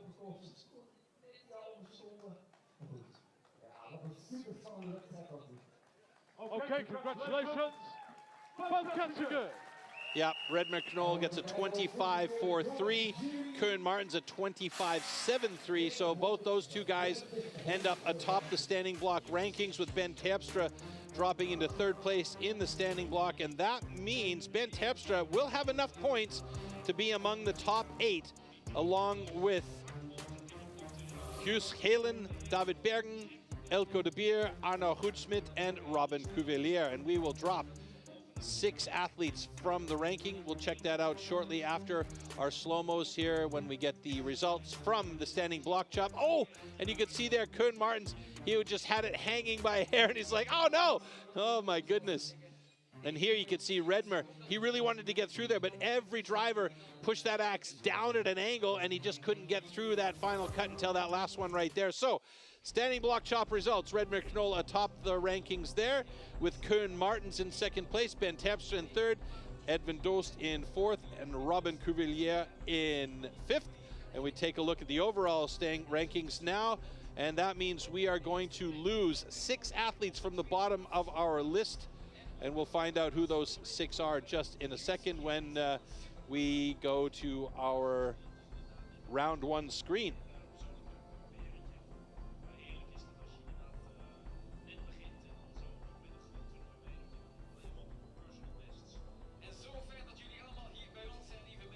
So here we go, round 1. We see underhand chop, stock saw, and standing block chop. Now we're going to place the guys in their respective positions in standing block chop, and we'll see. Remember, top 8 athletes will move on to round 2, and that means Redmer Knoll, Koen Martens, Guus Helen, David Bergen, Ben Terpstra, Elko de Beer, Arno Goedschmidt, and Robin Cuvelier will be in round 2 to compete in single buck and springboard. And we see the remaining 6 athletes are eliminated from competition here today. So next discipline up for us is the single buck, and let's take a look at the tool and discipline that we'll be seeing coming up. The 2-meter-long cross-cut saw used for the single buck discipline is made especially for competition. A series of consistently patterned 10-centimeter-long teeth are cut with a laser on one side of the saw and then hand sharpened. Saw teeth are divided into 2 types, cutters and rakers, just like on the old-school saws. The saw weighs about 5 kilos and its base price starts at around 1,500 euros.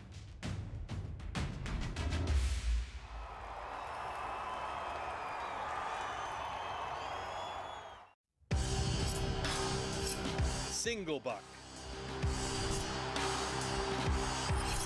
The single buck is a one-man saw about 2 meters long.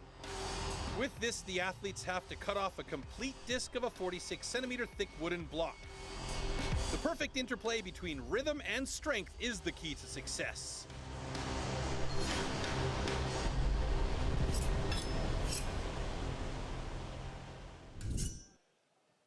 All right, there's our start list for the single buck. Only 8 athletes, remaining 4 heats. And we'll have Robin Cuvelier and Arno Goedschmidt out on stage here in this heat number 1. Then Elko de Beer will go up against Ben Terpstra. Here, points will be increased. Now the top points can be earned, that can be earned are 16 points. And that means these 2 coming disciplines, the single buck and the springboard, are very, very important for gaining as many points as possible for the athletes to be able to be among the top 6 to get into that final round, the hot saw. We've got a lot of action still to come your way, but it will go quick here, as these next two disciplines are quite challenging.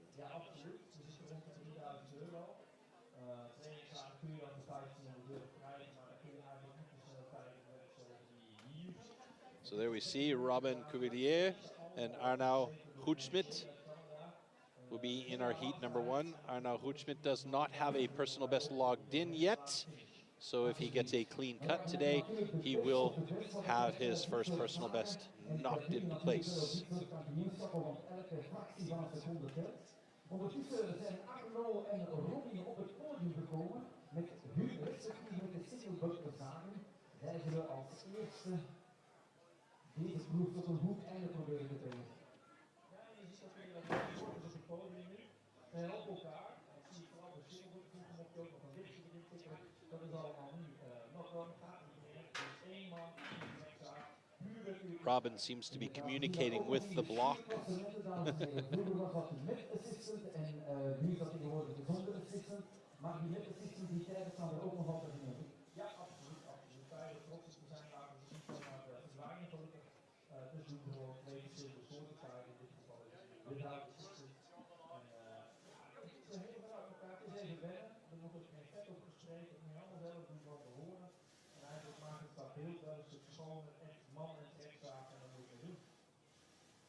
Ja, inderdaad. Zo werden die grote stukken hout van vroeger ook daarover geraakt. Dit was ook met 2 personen, dit keer is het 1 persoon. En ja goed, kijken wat deze 2 heren ervan terecht brengen. Ja, ze mogen een stukje ingezet worden, zodat je niet zomaar van de top moet beginnen, zodat die zaak eruit kan vallen of in je adrenaline kick en één keer inderdaad een misslag maakt. Die mogen daar zeker en dat verandert met een beugel die de scheidsrechter in de handen heeft, allemaal precies even diep. All right, here we go. Okay, gentlemen. Athletes, ready. Stand to your timber. 3, 2, 1, go. So Robin Cuvillier opting to go for quick, short, choppy cuts. Meanwhile, Arnaud Houtschmidt goes for the long strokes, the very efficient strokes. Cuvillier keeps that saw moving, but you can see it's a little bit more efficient with those long, clean strokes. Oh, but a bit of a stick at the bottom, and Arnaud Houtschmidt with a personal best, 18.38. That is a great cut. Robin Cuvillier broke out the cookie at the bottom and had to go back and cut that chip, cutting his time down to 25.27 seconds. So that was a bit of an issue.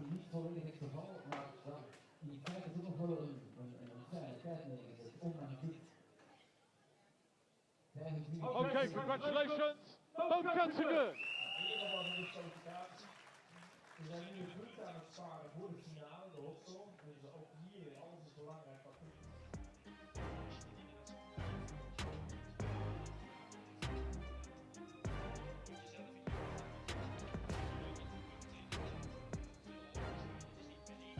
You can see Robin Cuvillier really working hard with those choppy cuts. Nice from Arnaud Houtschmidt, though. He did a great job to keep that saw moving nicely. There's that misery whip action right there, exactly what we were talking about earlier on in the day. And you could see he was lucky he got to keep that saw in position without having to reposition it himself. And he had that tab at the bottom, but that cost him time in the end. So next heat number 2, we have Elko de Beer and Ben Terpstra.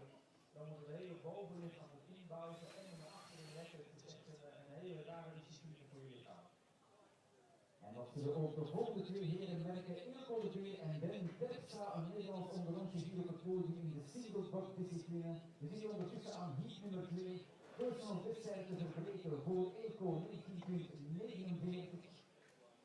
Ben Terpstra has an advantage here because of his height.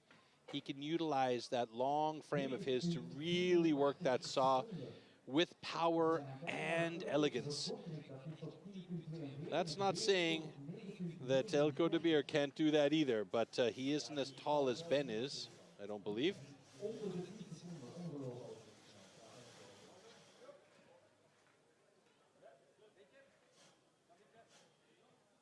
Ben also opting to take a thicker cookie in the front, so that might drag on his saw a bit more. than if he had opted to set that saw in a little closer to the end of the block.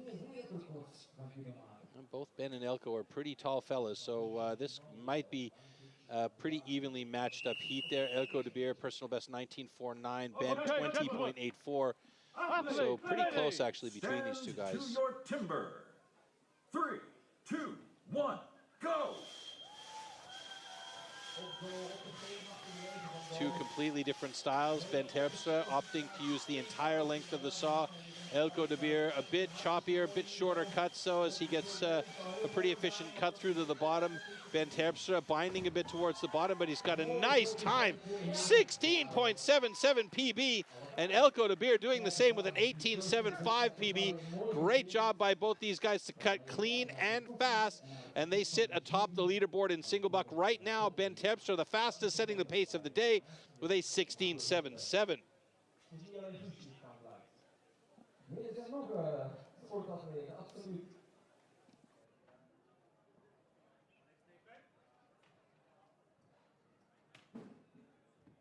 Okay, congratulations. Both cuts are good. Verbetering van die personal besttijd in de single buck discipline.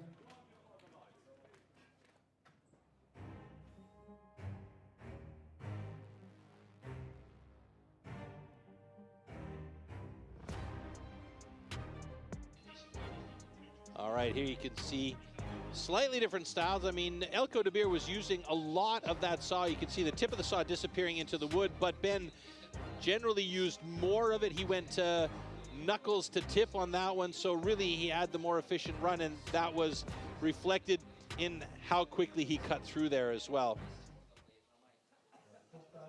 All right, so Ben Terpstra at the top of the leaderboard for the moment, but our 3 out of 4 guys have personal bests here in the single buck, so a good start. And we move on to David Bergen going up against Huus Gelen.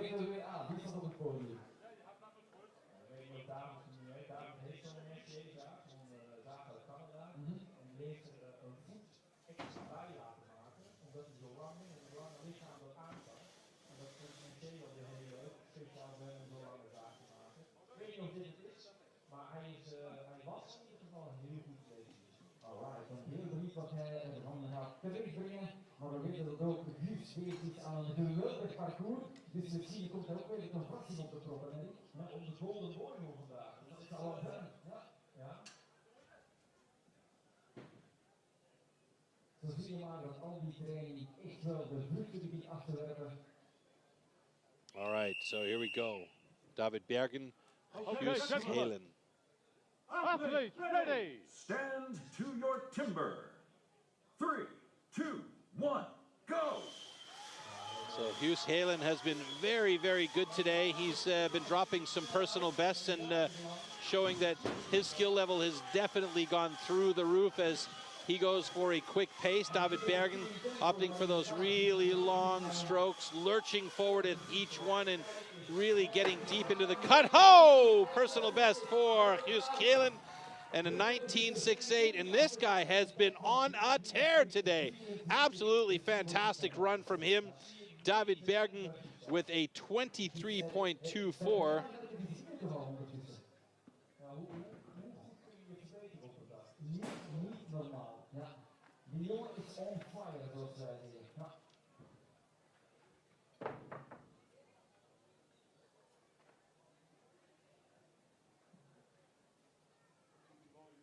Okay, congratulations.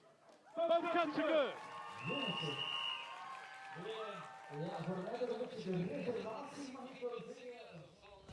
All right, let's take a look back here. Oh, it was a very quick start from Huus Gelen with a 19.46 time, but both cuts were good, so it wasn't a false start, so it was a really, really nice run for him. He did a great job. I mean, he has been solid today. I think he's had personal bests in every single discipline he's participated in so far.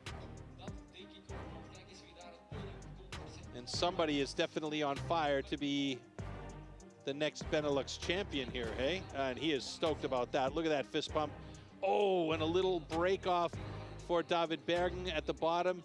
There's a little tiny tab left over that he had to clean up.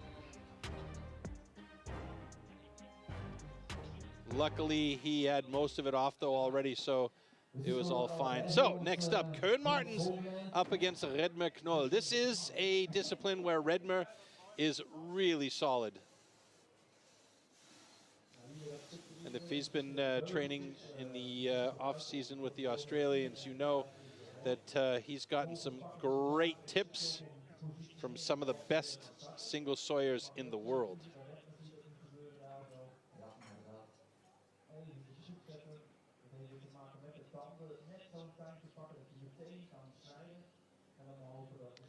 There you see a picture of our audience through those really nasty looking rakers and cutters on that single saw.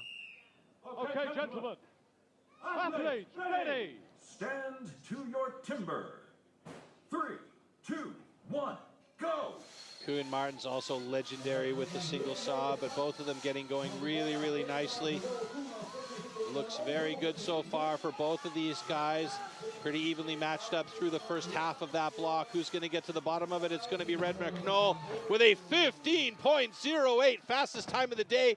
A little bit of a slowdown for Koen Martens towards the bottom of that cut with an 18.63.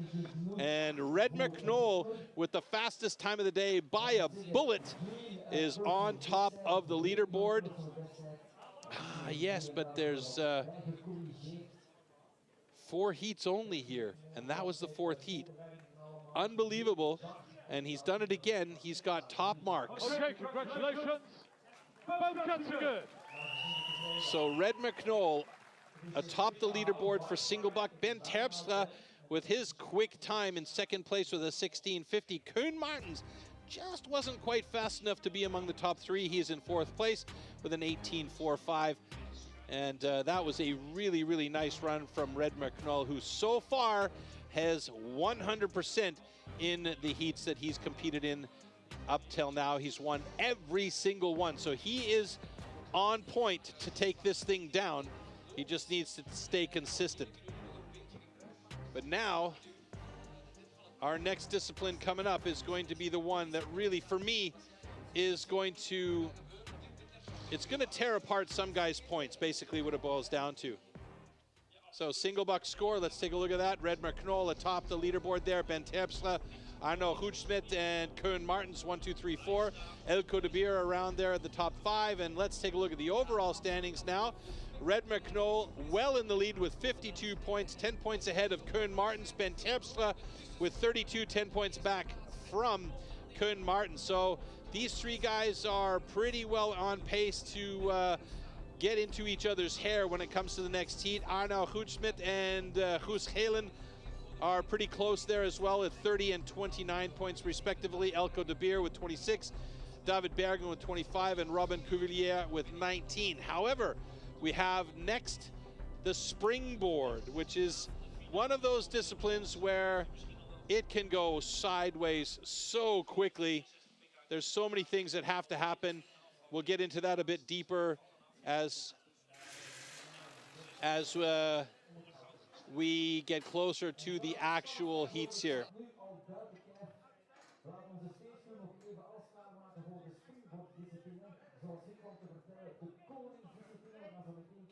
All right, so while our guys set up the stage, we're going to show you where our wood comes from and why it is so beloved in the world of steel timber sports.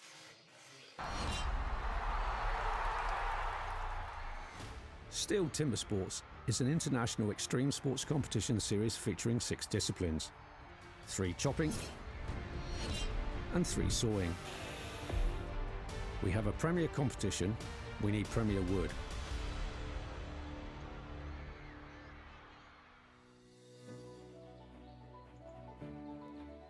The biggest challenges that I face as part of my role is to ensure that our competitions are supplied with the highest quality wood. Each individual tree is examined for its conformation before processing. We need to make it fair for all athletes. So we are selecting different sections of the trees to use for each of our specific disciplines. Once the trees are felled, extracted and transported to our facilities, we measure, mark and then cut the wood into sized blocks. We then peel the blocks ready for competition.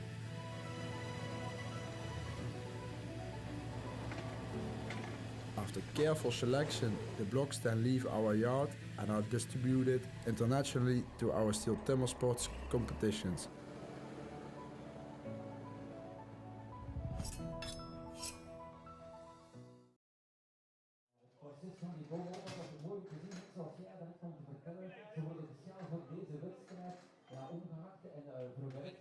All right, so a lot of people ask us, in particular those folks out there that are concerned with our environment, doesn't it seem like wasteful because of the amount of wood that we're cutting and chopping and using here? Well, I mean, from the outside source, that could be true, but we do have a lot of sustainability in our wood, and our management of the wood is very important. And just to give you a little bit of an illustration about that, let's take a look at how this wood is actually utilized after the competitions. We as STIHL Timbersports pride ourselves that all wood is sustainably grown, harvested and recycled to minimise the overall amount of wood processed. Firstly, this popular wood is grown on certified plantations. Secondly, the white pine for our sawing disciplines is only sourced from certified forest management.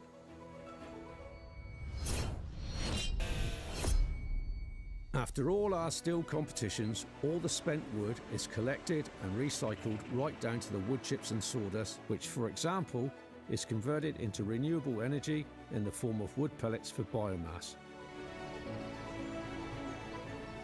We quest to find certified partners. This ensures that all newly planted trees are nurtured and managed, promoting maximum efficiency and sustainability for the future conservation of our valuable forests.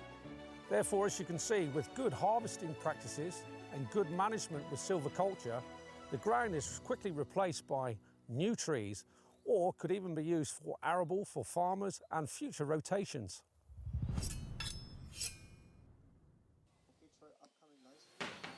All right, last block is getting placed in there, and one more time we want to introduce you to what is coming in the near days. So right now we're live streaming the BeNeLux Pro Championships. Tomorrow we'll have the live stream of the European Trophy here. That is a great format. You'll love that if you come and check that out. The 30th of August, we have the German, Austrian, and Swiss Pro Final, and that will be live streamed on that day. Then the 13th of September, the Australian Pro Championships. Then the 24th and 25th of October, we have the Team World Championship and the Individual World Championship from Milan, Italy, via live stream. And if you can be there for that one, definitely grab yourself some tickets, because it is something to behold when you are there live for one of these events. The energy is parallel to none, actually. It's just fantastic. So let's take a look at what that looks like as we take a look back at a previous World Championship. Yes?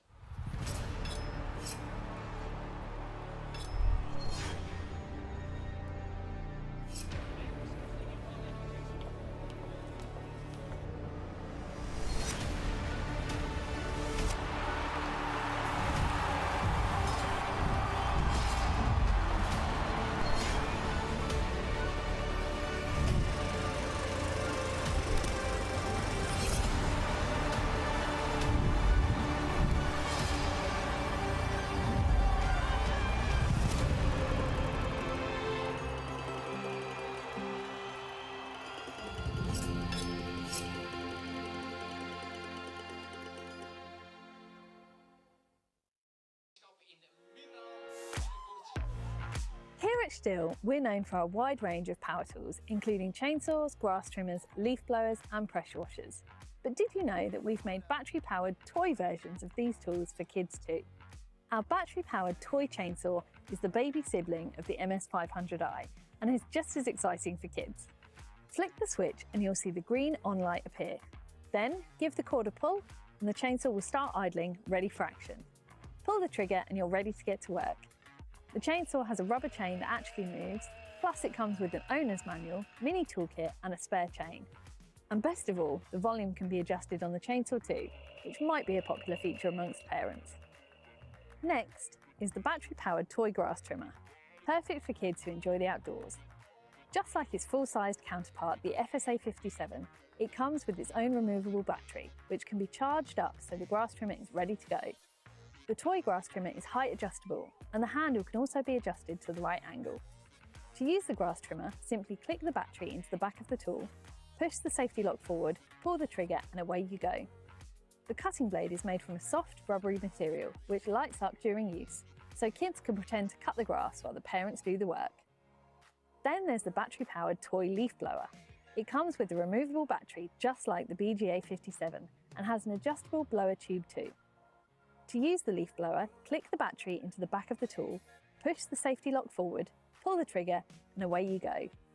This toy even has a light blowing force, so your kids can help out with the leaf clearing too. And finally, there's the battery-powered toy pressure washer.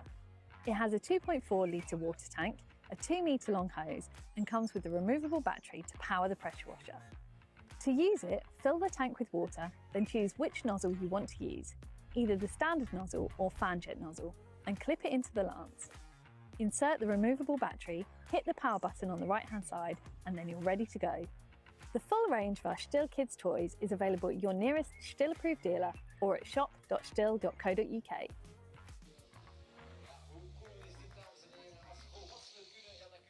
I want some of the toys. They look fun. Okay. Still waiting on the Springboard stuff to be set up there. There's a lot of work that needs to be done to make sure these stands are in position and locked and loaded. Once the big stands are in, then the blocks will be placed on top. It's required that the athletes place those blocks on top on their own so that they can't complain about somebody putting the block up incorrectly or not the way that they had planned on putting it up there. So there's a lot of things that need to happen to make sure that these blocks are placed up on top as correctly as possible for each athlete. And remember earlier on when I said during the standing block chop to keep this discipline in mind? Well, this is what I was talking about. The Springboard is essentially the standing block chop 2 meters up above the ground. So I will explain to you what's all happening there as we get closer to that particular discipline and why it is so critical for the athletes coming into this discipline now, because it is such a bear to wrestle with, and in particularly it is a very, very finicky discipline. Hey, listen, I talked to you a lot about the vibe and the energy of the World Championships. Well, let's look back at what one of the World Championships previously brought energy-wise and what we can expect to see at the upcoming World Championships in Milan, Italy, with this really amazing clip from a couple of years ago. It comes down to Mitch Argent and Shane Jordan battling hard on the standing block. Who is it going to be? Is it going to be Australia or New Zealand? Oh my God, how close is this?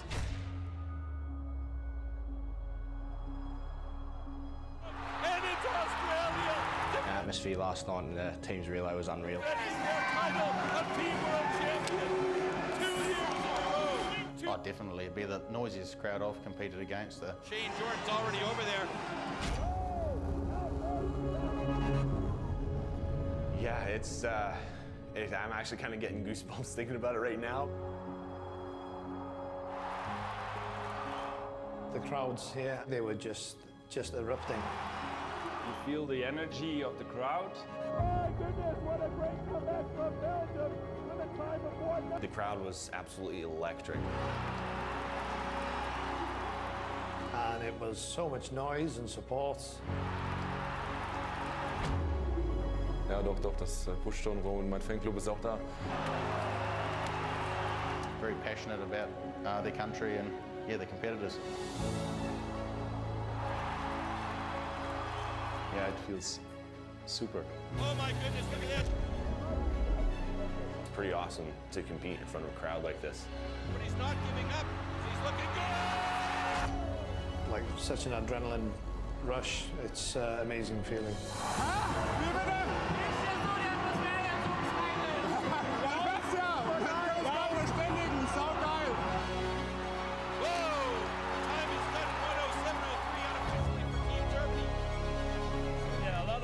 They make a lot of noise, and that's good for our spirit. Is it going to be the Czech Republic? And the crowd goes bananas. It's absolutely extreme here. Man hört.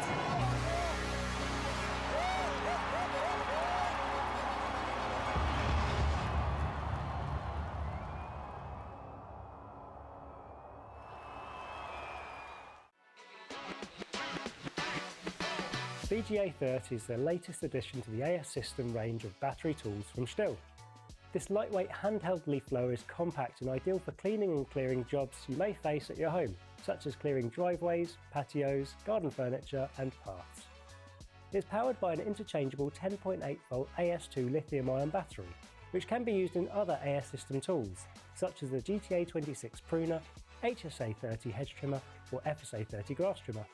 The BGA30 can be converted from a short to a long blower tube quickly and efficiently too. Each nozzle length has different advantages. For example, the short blower tube is designed more for clearing leaves or debris off garden furniture, whereas the long blower tube is designed for clearing on the ground. The BGA30 is easy to handle and has an extremely low weight of 1.7 kilograms with the recommended battery.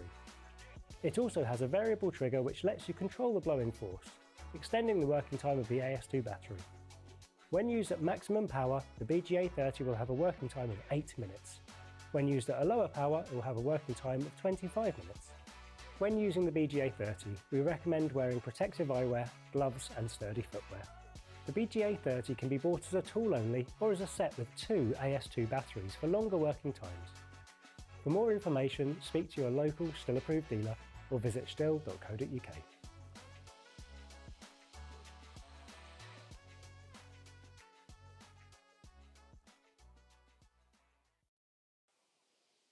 All right, you can see preparation still frantically going on stage there as our athletes get their blocks on top of the stands. And it is a lot of work to make sure those dogs are in place to keep those stands secure and make sure that the stands themselves stay in position when these athletes are up there on their springboards. And as I mentioned earlier on, they want to have their own blocks put up. They have to put their own blocks up in place and secure them in the position that they want to have them in for the competition here.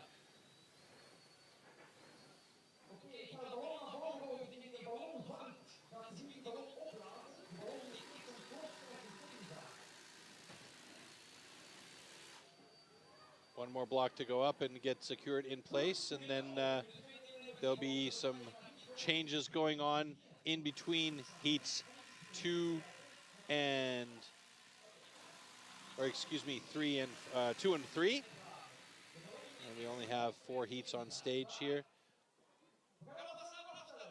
Springboard will be heat number 1, Robin Cuvillier with Arno Hoedsmith. Heat number 2 will be Elko de Beer and Ben Terpstra. Then we'll have another block change. Heat number 3 will be David Bergen and Hughes Gelen. And heat number 4 will be Koen Martens and Redmark Knoll. There is a 2-minute 30-second time limit to get through those blocks on top. The best in the world can do it in under a minute. And as it is an incredibly difficult discipline to be good at, you have to have so many different factors that play a role to make sure that you can get there. Setting your pockets on time, getting the boards in place to make sure they're stable enough to hold your weight when you're up there. And for some of these guys, that's going to be a major contributing factor because we got a few big boys that are competing here, and they want to make sure that they're on a block that's going to hold, or a board that's going to hold them steady up at the top of their block so that they can really do the work. And you want to make sure that you're in a position where you can cut efficiently and cleanly. So it looks like the last couple of screws are going in on one of the blocks there, and we are more or less getting ready to go as I see Ben Terpstra drilling his block into the top of his stand right now, and it appears as though Robin Cuvillier is also putting the last bits of work into his stand as well. No, excuse me, it's Elko de Beer drilling in there right now.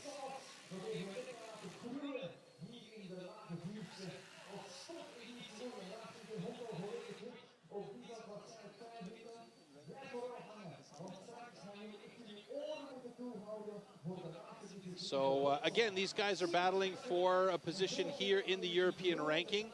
There you see Matthias Klima at the moment is on the top of the European ranking, and it is based on this ranking who gets to go to the World Championships in October. And so there you see Pierre Puy-Barré from France also in there, Emil Hansen from Sweden also in there, Martin Perrin, Mickey Perrin from Italy. Glenn Pendleton is in the mix, as well as Vibjorn Sonsteby and Gavin Thompson. Now, Vibjorn Sonsteby and Gavin Thompson at the moment are bubble athletes, so it's going to come down to how the results come out of this BeNeLux Championships, as well as the Germany, Austria, Swiss Championships, to see where we stand with our athletes moving on to the World Championships. All right, it looks like we're more or less ready, so let's take a look at the discipline Springboard and what it entails.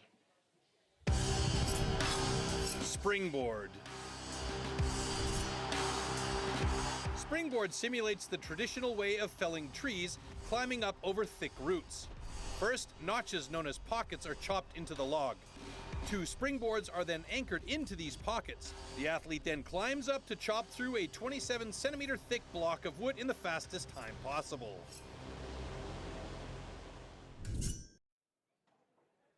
Sounds simple, right? Phew, not. So here's what has to happen. The athlete has to chop that pocket and put the board in there. If you spend too much time on the pocket, it can get a little bit wobbly and your board may not sit correctly. If you don't spend enough time cleaning the pocket properly, though, your board might slip and get wobbly. If you're quick with the pocket and really pay attention to getting it in there, then you can get up on that first board, set your second board, and then get to work on that top block. But if your top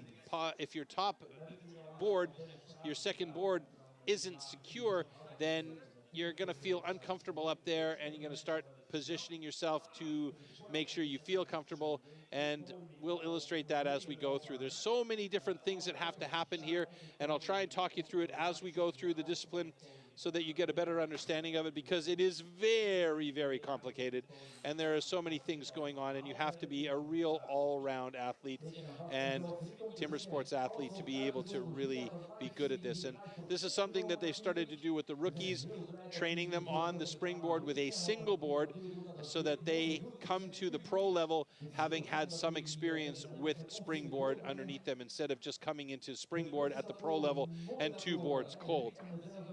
This is also a reason why they have a 2-minute and 30-second time limit for this discipline, because of safety and because of the fatigue that occurs with all that's going on mentally and physically with this discipline. All right, here we go. Okay, gentlemen. Athlete, ready. Stand to your timber. 3, 2, 1, go! En we zijn vertrokken. We zijn vertrokken. Ronnie Cuvier en Arno Goots met het Belgisch Underhand. En ik weet dus voordat dat afstellen is, zijn ze heel zenuwachtig totdat hij de eerste stap doet. Dan is dat wel weg. We moeten nu inderdaad een eerste. All right, Arno Goldschmidt with now, I think he had 8 hits in that pocket.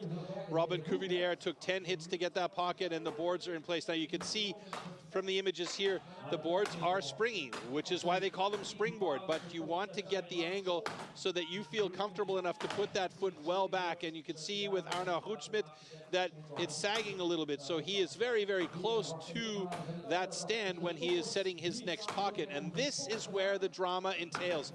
Or begins, because you want to make sure that second pocket is good enough so that you have enough of an angle on the board so that when that tooth bites in, now here we see Robin Cuvillier, he's got a good angle on that board. He can put that foot well at the back. He feels confident with it, and he can get going on that top block. He's already passed the minute mark there, and Arno Goldschmidt is now placing that second board. Now, if he gets that in place and that tooth doesn't grip properly, then he's going to have a problem, and he's already gone down with the board there, so good that he tested that quickly, because the last thing you want to have happen is that board do that when you try and step up on it with that sharp axe in hand. Meanwhile, Robin Cuvillier is deep on that first side, and he'll get close to switching to that second side as he is doing it now from that awkward angle. And you can see his foot placement is also quite interesting. He is opting for a parallel stance on that board as he tries to cut through that backside and not bothering to switch to that wide stance. Now he's going back to the front side because he's done some hits on the backside. So if he wants to cut through on that front side, he can, but it's just one little hit. and 1:52.64, close to the 2-minute mark, and he is through. So we have our first recorded time here, and it's going to be a problem for Arno Hoedschmidt here because he's done a lot of work on that pocket, a ton of house cleaning there, and now he's got to get that board in because he has only 20 seconds to make the cut through on that top block, and at this point, it is unlikely that it's going to happen for him in that 2 minutes and 30-second time limit, and he is going to be DQ'd with exceeding the time limit. And I don't think he really realizes that yet, but he's got 5 seconds left. He's going to get that board in place, and he'll hear the whistle, and that is done and dusted for Arno Hoedschmidt, unfortunately. But this is what it boils down to. This is all about getting those pockets placed as quickly and efficiently as possible to get up there and start cutting at that top block. It is a standing block chop 2 meters up in the air, and you really have to have your position on point to get up there and make those cuts. So we have 1 DQ and 1 set of points in the books for our springboard.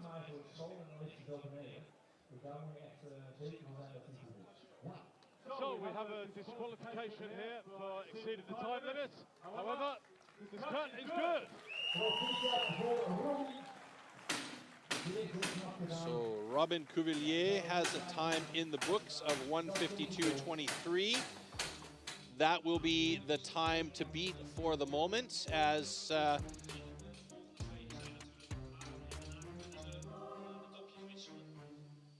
the team gets out there and cleans up, and we take a look here at that first pocket from Arno, who was actually a little bit quicker than Robin getting the first pocket place, but you could see he had a bit of sag there, and he took just way too much time on that second pocket. The best in the world will do a 4-hit pocket, get the board in, do another 4-hit pocket, perhaps 6, get the board in, and then start working on that top block. And you can see right here, the board went in, the tooth took purchase, and then he got the whistle. Right here is the test, though, when the board came out, and he went down with the board. So again, it's such a dangerous discipline because of what's happening there. And here you can see Robin Cuvillier with 1 final driver on the back there after working the front again. And it's going to be Elko de Beer now going up against Ben Terpstra. And you can see both of these records over the minute mark here. Elko just 8 seconds over a minute, and Ben Terpstra with 1.5 minutes and change.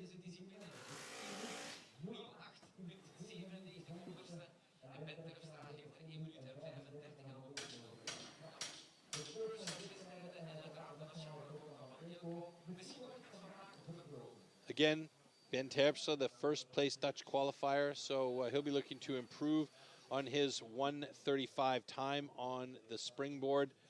Elko de Beer also wanting to get under a minute here. That's going to be important to try and be under a minute to get the points that he needs in order to move to the top 6.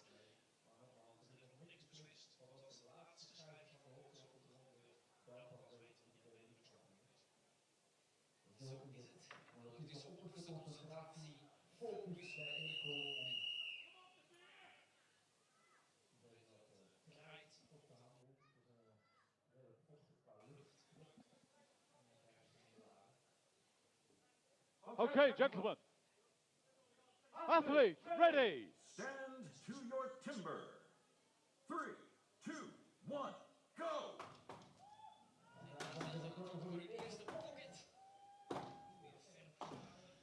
All right, Elko de Beer, 4-hit pocket, very nice as he gets that board in place. A little bit of sag, but the tooth did take purchase and is holding him in place. Ben Terpstra took about 8 hits to get his pocket set, and he is moving to get his second board or his second pocket set. And Ben Terpstra working Elko de Beer.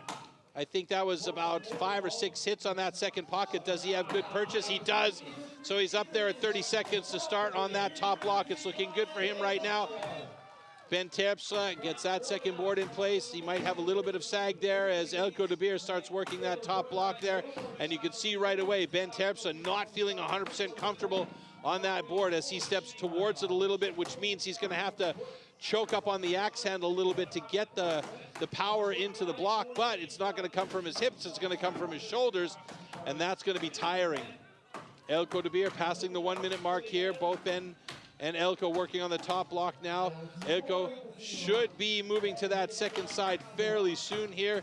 Ben Terpstra, plenty of power though in his arms as he is cutting very, very well on that first side, and I would not be surprised to see him switch to the second side now as well.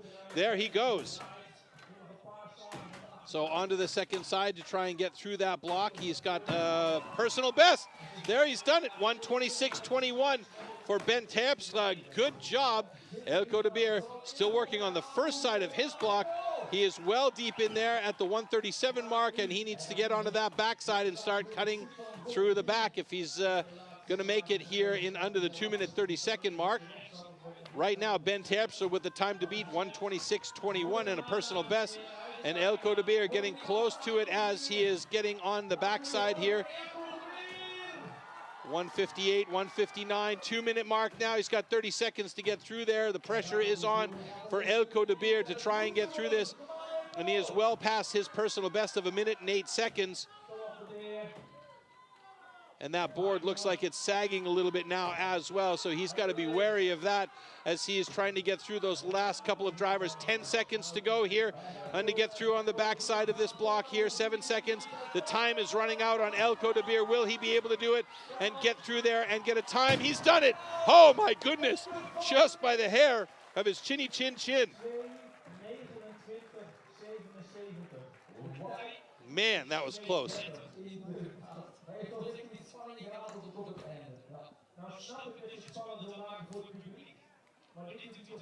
And we have a flag on the play for Eelco de Beer. Oh no.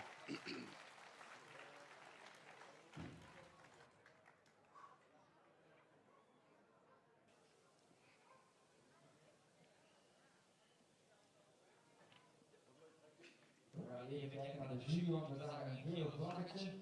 Dat betekent dat er een discussie is over de proef, maar we gaan even luisteren naar Andy. Okay, so we made a video check for potential wrenching of the block. However, both cuts are good. All right, that's one of the reasons why we have those video and the competition control center, is to be sure that all is fair. Our judges sometimes see something out front and they want to double check that in the back, so they'll go back to a video check and see if in fact wrenching was used. So it was not in this case, so both those times count. But how close was that for Eelco de Beer? 2:29.33.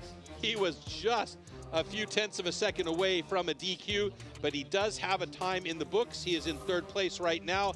Ben Terpstra, however, has the fastest time so far with a 1:26.03. Now, Eelco had the faster pockets to get up onto that top block, but he just wasn't cutting as clean on top, and Ben Terpstra, by pure virtue of the power that he has, managed to cut through quicker and get through in a personal best time of 1:26.03. So right now it's Ben Terpstra, then Robin Cuvillier, then Eelco de Beer. Arno Houtschmidt, excuse me, has a DQ for exceeding the time limit. And we will now take all those 4 blocks off the top of those stands and replace them with our next 4 athletes' blocks. And those will be David Bergen, Hughes Halen, Koen Martens, and Redmer Knoll. So we're going to take a moment now and look at a documentary about Team New Zealand called Behind the Chop that's coming out soon. I think we've just had a great culture over the years. Got some really good individuals, and together we've always got on really, really well. You know, real legends of the sport, you know, absolute pioneers of STIHL Timbersports. Accelerator, brake, come on. Turn the cameras off, this is embarrassing. The team always being super close. They're like a family. But yeah, they get along really well and yeah, have fun doing it. Bobby, where are you?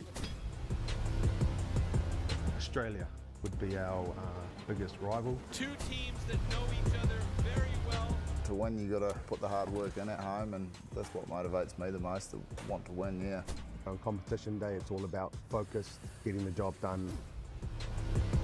Come on, Shane! Come on, mate! Your corner and go!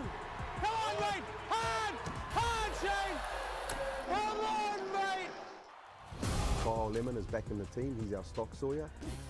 Jack Jordan, who's our underhand cutter. Bobby Dowling as our single sawyer. Freeze, mate, freeze! Shane Jordan as our standing block cutter. Sorry, mate. Chin up, chin up, chin up. Competing with the Jordan brothers. We don't need to say much about them. Cole Lemon with a chainsaw in his hand, he's a real legend of the sport. You're in now, no, you're in! It's a real privilege to be up on that stage with those three men. Good cut, good cut. Well done. Fuck, that was an awkward handshake.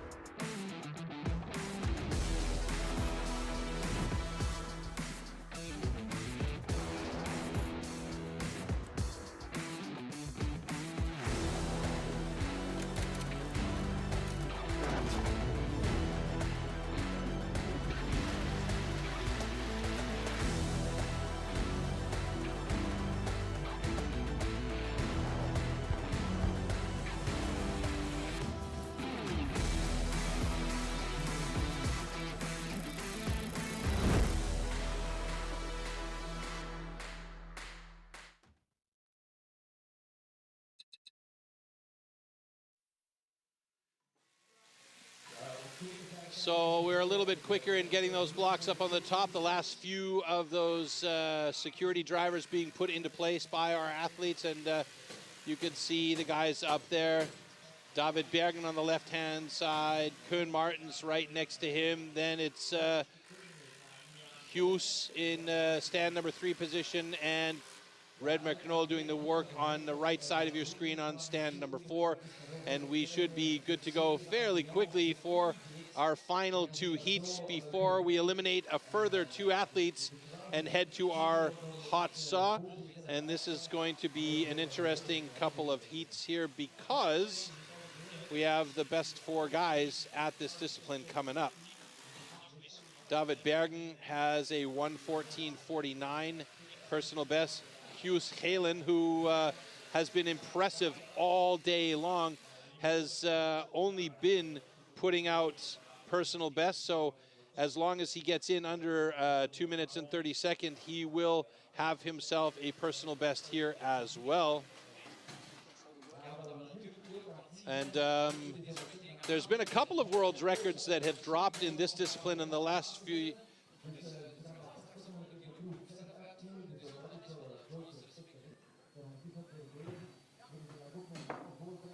All right, so last bit of work there on stage as the guys clean up the space.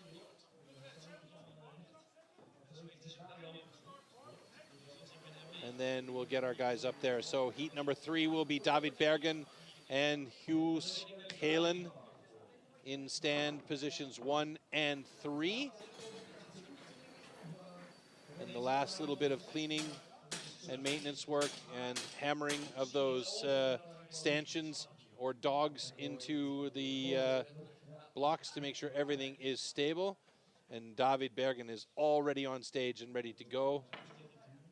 And so is Hughes Halen, as we see our side-by-side display there. And again, Hughes does not have a time set in this discipline, so as long as he is within the 2-minute 30-second range, he will have a time set today. And as I mentioned, he has been absolutely fantastic all day long. He's had personal bests in every single discipline so far. He was in fact the only athlete in the standing block chop to pull away with a personal best.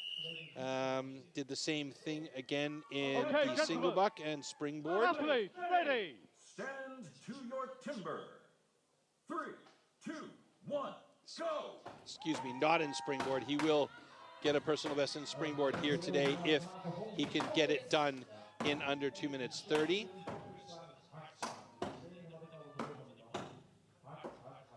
So I missed the count, but I think that David Bergen is about 8 hits to get that pocket set, and Hughes not really happy with that, so he's going to go back and do more work on that to make sure that that board sits in place.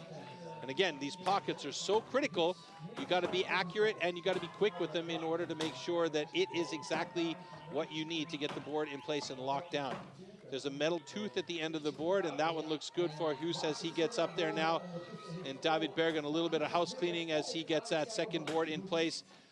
Now, that one looks like it's got a bit of sag, so that may start to slip on him if he's not careful. Yeah, you can see it's already starting to sag down, so he's got to feel good with that board as Huus Helen starts to set that second pocket in position, and David Bergen is already working on that top block. Board is in place for Huus here now as he is really gingerly testing that situation to make sure that it acts exactly where he needs it to be. So a little bit of angle on that one as he gets up top there. And this will be one of the very first times that he'll get to do this in competition. In fact, it is the first time he's doing it in competition. So now you can see he's very close to the block. And that means he's grabbing the axe up higher than the end of the handle. And that means that he is hitting with less power. You can see he's not using his entire body to twist in and really put the power. Meanwhile, David Bergen is really close to finishing that block off. Ooh, a little bit of a skip from his axe there as they get close to the 2-minute mark, just 10 seconds away from being at 2 minutes here. And for David Bergen, it is a 1:52.84. Huus Helen working on that top block now, just doesn't have the power or the confidence as that board is sagging a bit on him.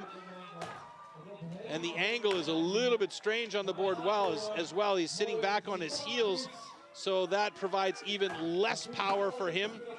And he is in trouble now as he's not even gotten onto that second side, so we will not see a PB for Huus Helen here as 2 minutes and 30 seconds will elapse before he gets through that block on the top side. And there you go, DQ, unfortunately for him.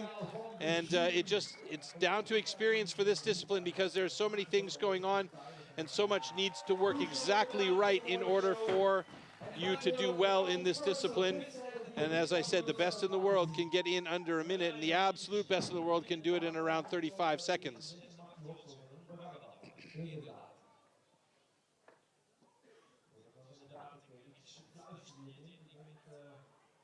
So, we have a disqualification for exceeding the time limit. However, the cut is good. Okay, so that's another DQ in Springboard because of exceeding the time limit, this time from Huus Helen. Nothing against him. He's been fantastic all day long. He's gotten himself personal best across the board, so that is massive improvement. When it comes down to this particular discipline, though, there are so many things that need to go absolutely perfectly in order for it to work correctly that you can't say anything bad against what he did here today. Basically, it's out of the frying pan and into the fire in this situation here for him, and he did well to get up onto that second board and start working up there, but it just wasn't in the cards for him to get a time in the books today. That will probably happen next time, and you know that this is a discipline that he'll be working on to make sure that he absolutely has locked down for future events.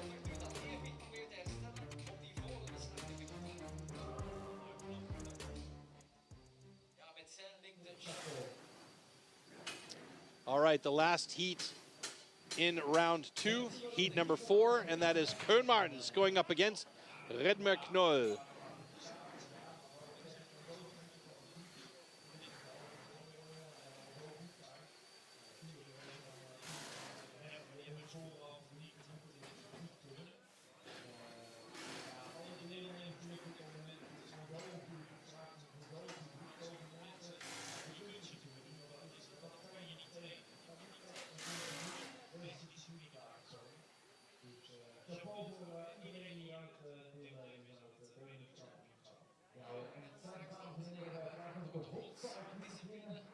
So far, Redmer Knoll's had a perfect day.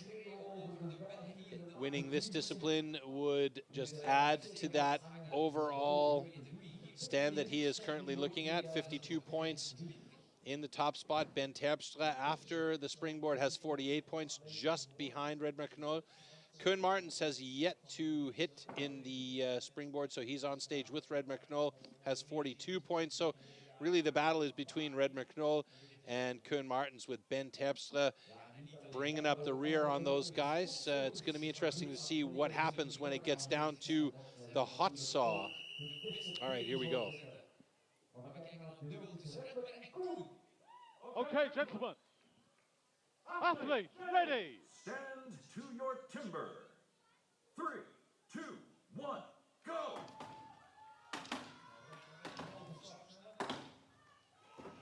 Four hit pockets each. Wow, this is looking good right off the bat for both of them.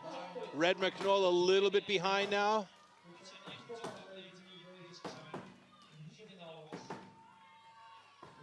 Five hit pocket for Koen Martens on that second board. He is up. Redmer Knoll placing that board. He is up now, and he's got a solid board. Both of the guys looking good on those top boards now. Koen Martens with a slight advantage as he's cutting through on this one. Redmer Knoll using that power that he's got, pushing off that board. A little bit of sag, but both boards looking really, really nice as they're up on top. Pushing through. Who will switch to that awkward angle? It looks like it might be Koen Martens first. Yep, Koen Martens switching over to that other side. Redmer Knoll still working on the first side. Both of them looking at under a minute here. Koen Martens 52.78. Koen Martens. Redmer Knoll now on that second side. He's over a minute. That means he's not going to have the top spot in this one, but he should have the second fastest time if he can get through this block. Redmer Knoll does it in 1:08.63. There we go. Good fast time for Koen Martens. We knew he was quick with this one as he apes it off a little bit up top for the folks in the audience. And Redmer Knoll, a good run there, but he's got second place there in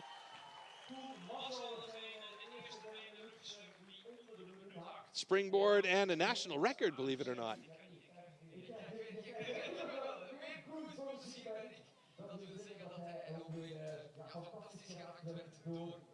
So Redmer Knoll now with 66 points as we Okay, congratulations. Both cuts are good. get final decision there from Andrew Hall, and two national records there, one for Redmer and one for Koen Martens. So that's the only discipline thus far that Redmer Knoll has not topped. His second place in that discipline, he'll take 14 points home. But look at these first hits here, 4 hit pockets for both Koen Martens and Redmer Knoll, board in, and they got up into position to set their second pocket. This looked like it was going to be a really quick heat. Koen was just a little bit faster with his board, the number 2 board, as he got up there and started working. Redmer took his time setting that second board and making sure that he had a stand that he could work with, and he really started to go at the top block, but fortunately for him, he did get it in a good time, but unfortunately, Koen Martens was just a hair faster at 52.52. Great time for Koen Martens as Redmer Knoll got 1:08.39 officially, and there was that final driver for Redmer Knoll as he got through, and now it is 66 points for Redmer Knoll. Koen Martens in second place with 58 points. Ben Terpstra a little bit behind in third place with 44 points. So really this is going to come down to who can get the most points in the hot saw, and we'll find out where we are here with the eliminations right now.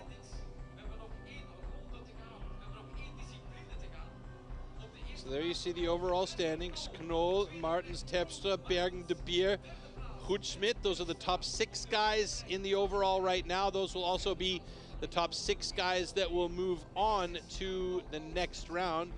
Arno Hoedschmidt, even with the DQ in Springboard, is in 6th place here. So now we see round 2, putting the Springboard scores in place. And that means David Bergen moves up, and it's going to be Robin Cuvelier and Guus Gelen eliminated, and Arno Hoedschmidt will be among the top 6 going on to the hot saw.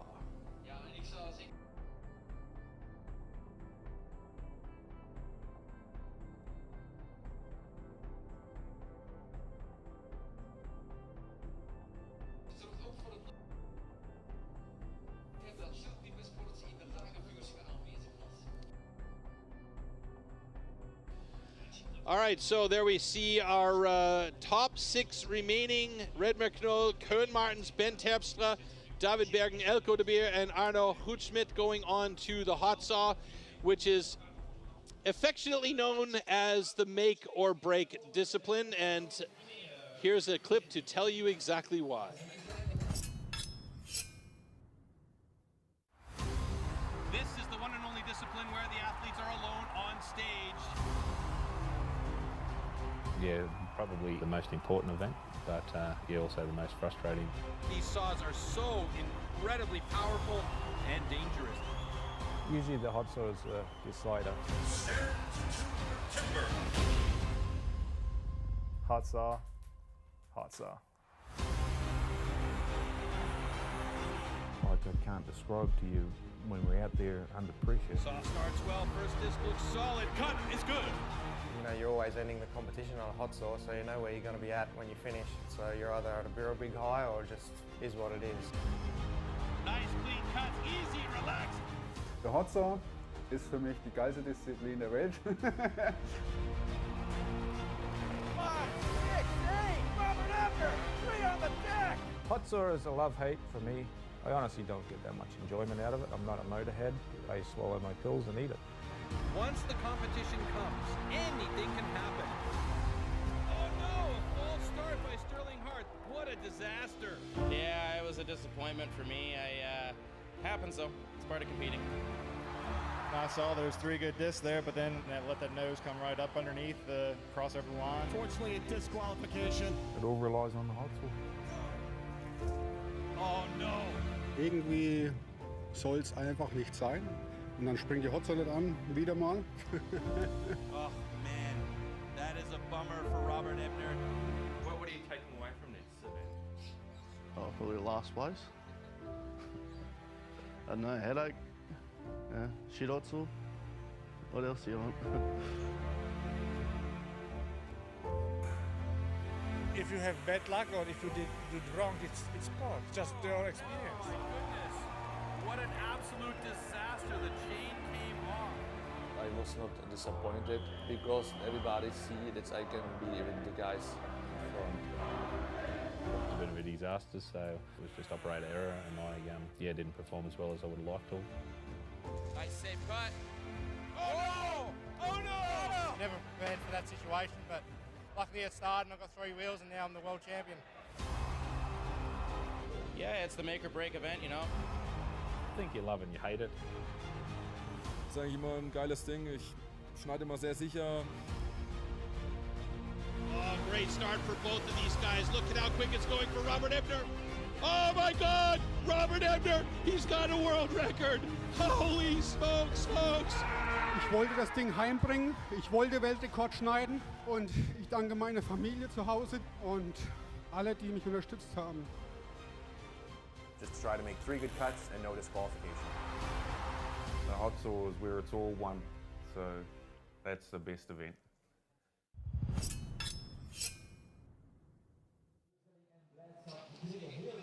Oh yeah, that is the hot saw, and it is a beast. It is a high-performance machine, and you will hear these things in China because they are so loud. They're unbelievably powerful. The chain spinning at about 250 kilometers an hour. As we can hear in the background, the warm-ups of these saws. It is so critical that these saws work immaculately every time. But because they are such high-performance machines, they can always have something that goes pear-shaped. The motor won't start. The drawstring doesn't pull. You never know. It's so many little fiddly, kniggly things that can cause a problem.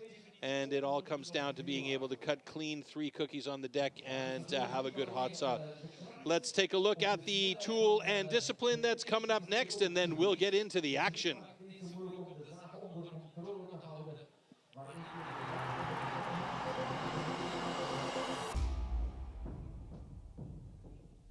These custom, handmade, race-tuned machines are built for maximum power and precision and to cut the wood as fast as possible in a competition. They are built with a 60 to 80 horsepower single-cylinder 2-stroke engine, often taken from a snowmobile or high-powered motorbike. The hot saw can weigh up to 30 kilograms and its chain rotates at over 250 kilometers an hour. The cost of a competition hot saw used in STIHL Timbersports is upward of 6,000 euros.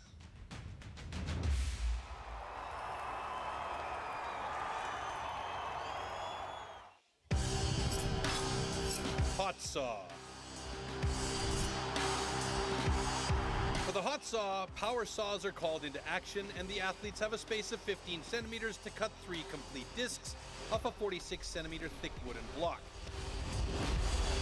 Jumping the start or cutting over the line will result in a disqualification.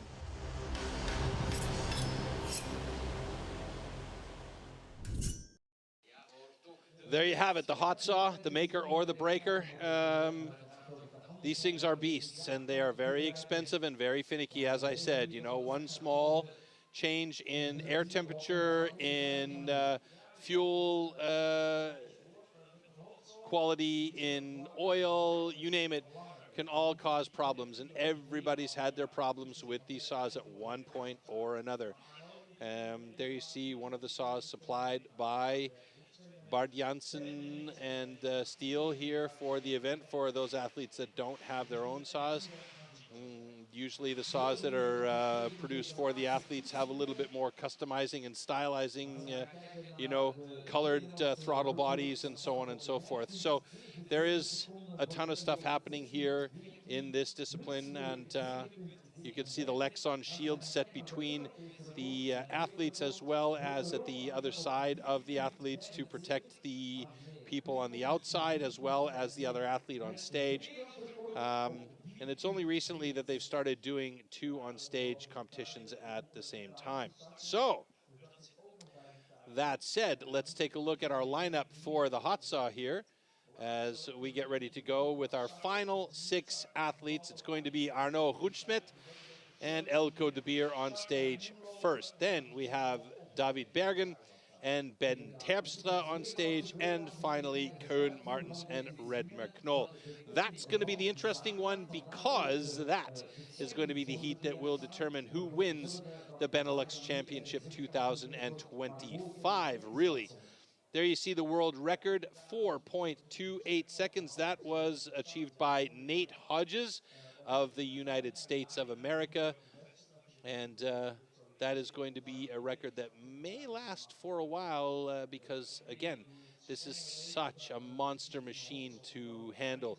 Picking it up, cutting 3 cookies within that 15 centimeter space that's marked on the block, and then keeping it in control the whole time as well. There's so many things that have to happen exactly perfect in order for the hot saw to really be exactly right. So see, here you see one of the custom machines brought out by Martin Harms. That's going to be for Elko de Beer. Arno Goedsmit will be cutting from stand 1 and Elko de Beer on stand 2.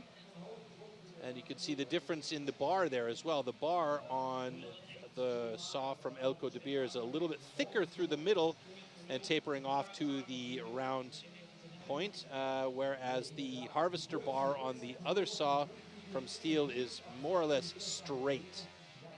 You can see here all the different little aspects of the saw to make it that high performance piece of equipment, including the draw or the pull start to get it going. And these things do cut that wood like a hot knife through butter. It is insane.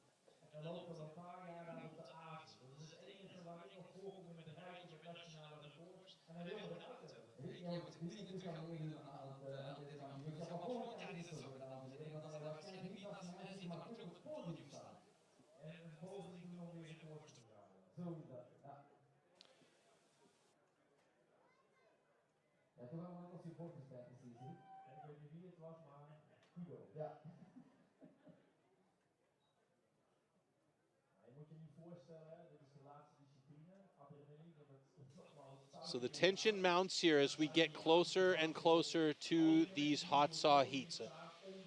And again, this is for all the marbles.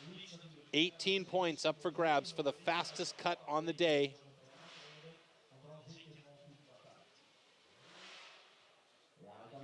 voorstel wat er nu door de lijven gaat van Arno en van Ilko. De adrenaline begint stilaan de bovenhand te nemen, want je wordt natuurlijk ook moe tijdens het uitvoeren van die discipline, zeker wat betreft het springboard. En ondertussen is dat weer recupereren door de heats en hopen dat je lekker fris aan die laatste discipline kan beginnen. Ja, mooi beeld hier zo van onder de stad, maar dan zie je ook dat daar die lijn doorgetrokken is op die 15 centimeter. De scheidsrechters trekken die lijn echt helemaal rondom. Dus mocht je inderdaad over die lijn heen komen, ook aan de onderkant om wat te redden, dan kun je deze kwalificatie heen en dan doe je eigenlijk maar kampioenschap in. Nogmaals, 3 cookies binnen een afstand van 15 centimeter. Heel benieuwd wat Arno en Ilko daarmee gaan doen. We krijgen dan nog 60 seconden om de zaag een keer op te warmen en te starten. Dus begin niet meteen met filmen. Ik weet dat het gaat heel snel, want we krijgen 60 seconden om de zaag op te warmen. De scheidsrechter doet dan nog een keer 30, dan zitten ze op de helft. En dan is het inderdaad het bandje starten, dan zit de athlete ready en dan is het op een gegeven moment 7 minuten. So it seems like all saws have been warmed up in the background. We have 2 saws on stage for our first heat between Arno Hoedsmet and Ilko de Beer. Just waiting on the athletes and the final go from our officiating crew that we can move forward with the competition here. And as mentioned, the tension mounts here as it is now for all the marbles, and 18 points up for grabs for the fastest cut on the day. So it's about being slow and steady. Slow is steady, steady is fast, and fast is obviously what you want.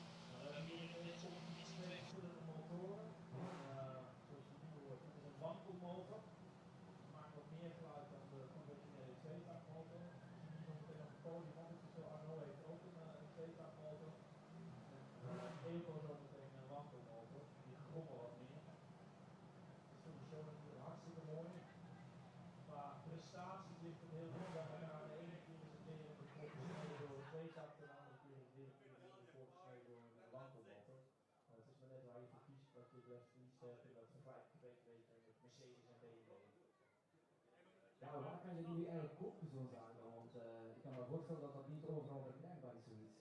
Bij de Welko of de AVV in België, daar kan dat dus niet. Nee, die moet je echt bestellen. All right, here are our guys. Arno Hoedsmet and Ilko de Beer on stage.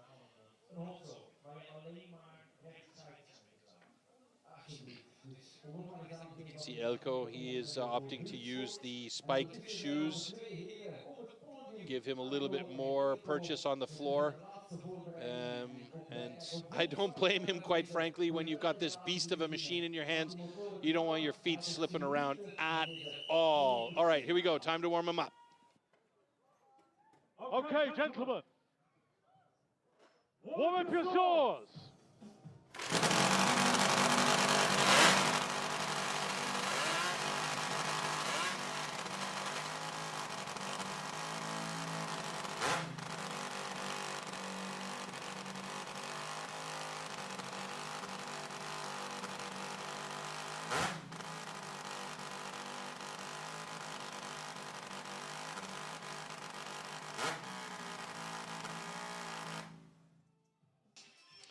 Well, now, that's loud. The guys have a few seconds now to rewrap those cords, get themselves ready to go, and then it will be heat on.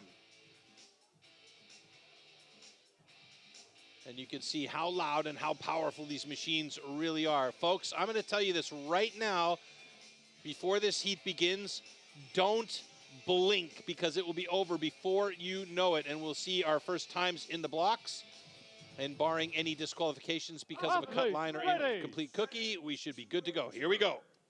3, 2, 1, go!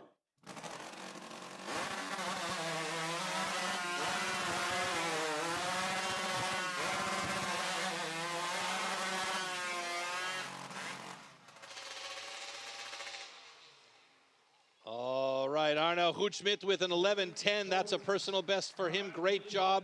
Ilko de Beer floating a little bit on that cut, but he got a 9.89, so that is currently the time to beat.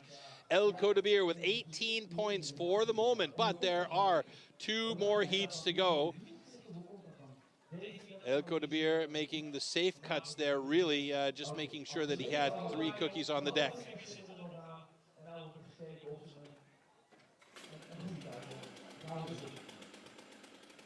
Okay, congratulations. Both cuts are good. All right, and Arno Hoedsmit with a personal best 10.97, so there you go. Well done by him. And Eelco de Beer with a 8.46 actually after adjustment. So here we see he floated a bit to get the saw into position and start the cut. Then a little bit of a chunky chop and cut on the way down and also on the way up. This final push down seemed a little bit cleaner. From Arno Hoedsmit, very, very nice technique actually to cut through there. Good start by both saws, as we see again, just the immensity of the power of these saws, as well as the weight of the saw themselves and all that's going on inside that body that's moving around, all those moving parts, and these guys having to control that. So chapeau or hats off to these guys as we get ready for our next heat with David Bergen and Ben Terpstra. These guys pretty evenly matched up here as well. If you look at their times, David with a national record 6:14 and Ben Terpstra with a personal best 6:63. So tail of the tape has them pretty evenly matched up with a slight advantage going to David Bergen. Let's see if that actually turns out to be the case, as Ben Terpstra coming up onto the stage with his saw, and you can see it's another custom model with that big bulbous bar in the middle, and it looks like David Bergen also has a similar setup, as it's his own company, Ben Terpstra. David Bergen, 7-time national pro champion for Belgium, so he's got pedigree, you know that.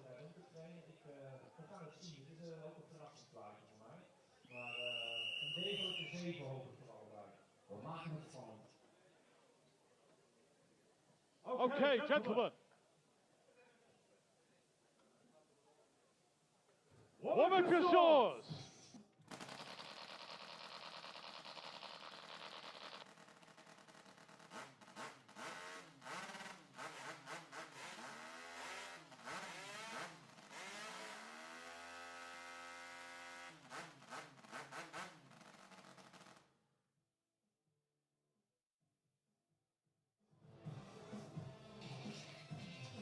Okay, those saws are warm, as you can see, steaming. There's the safety line on the handle so that it doesn't end up in somebody's eye somewhere.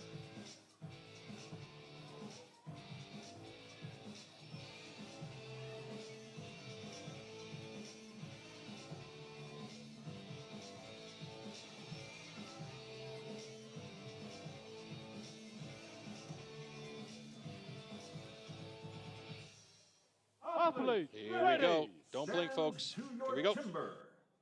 3, 2, 1, go!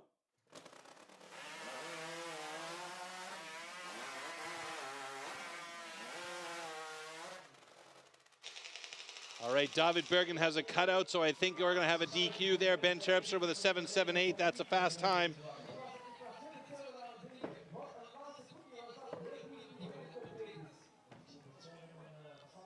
Ben Terpstra 7.78, and I believe that we have a flag on the play here with a cut cookie. Yep, that is incomplete, so that means we're going to have a DQ for David Bergen. And Ben Terpstra will have the fastest time of the day, so Eelco de Beer will move down a spot. Ben Terpstra will now take over that 18 points, and you can see that is a thin cookie, but they do say thin to win, right?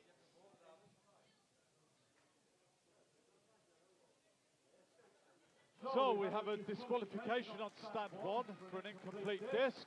However, this cut is good. Okay.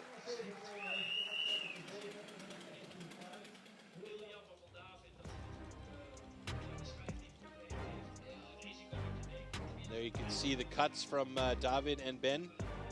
David, I believe this was the cut that was good.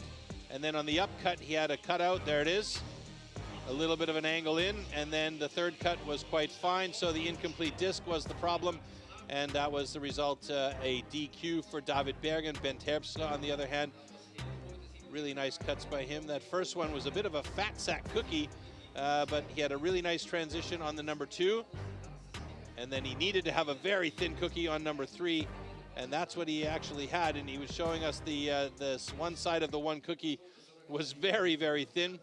All right, so now it comes down to these two gentlemen, Koen Martens or Redmer Knoll. Redmer Knoll, tail of the tape gives it to him at the moment with a 5.82 personal best. Koen Martens 6.43. But right now, Redmer Knoll is still in control of this competition with 66 points. Ben Terpstra, after his cut, is currently in second with 62 points. Koen Martens has 58. So if Koen Martens gets first place here, yeah, it could be close. I'm not going to try and even do the math right now.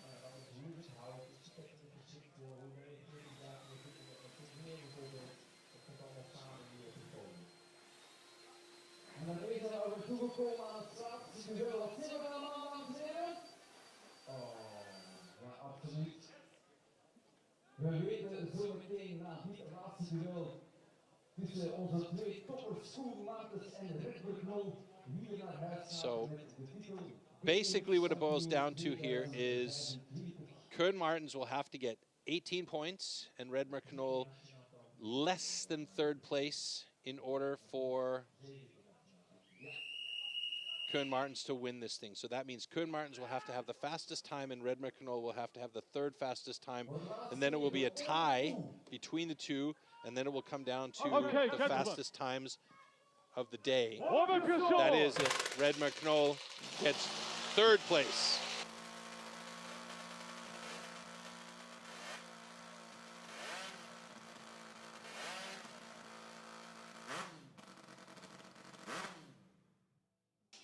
Good Lord, those things are loud. It is insane. All right.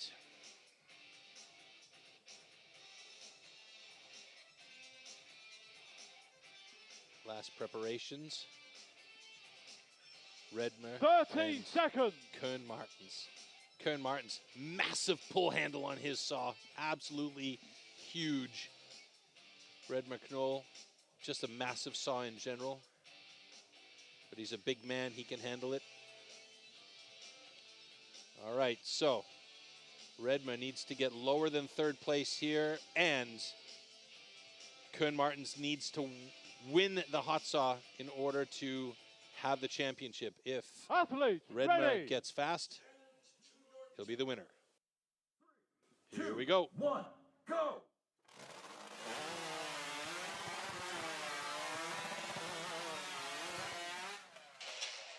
Oh, it's going to be Redmer Knoll, 6.18 to a 6.73 for Koen Martens. Redmer obviously feeling real good. Did he have 3 good cookies on the deck?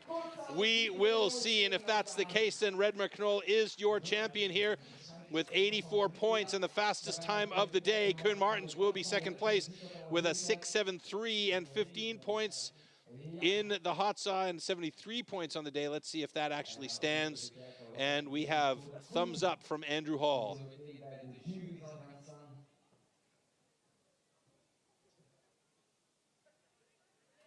Okay, congratulations. Both counts are good.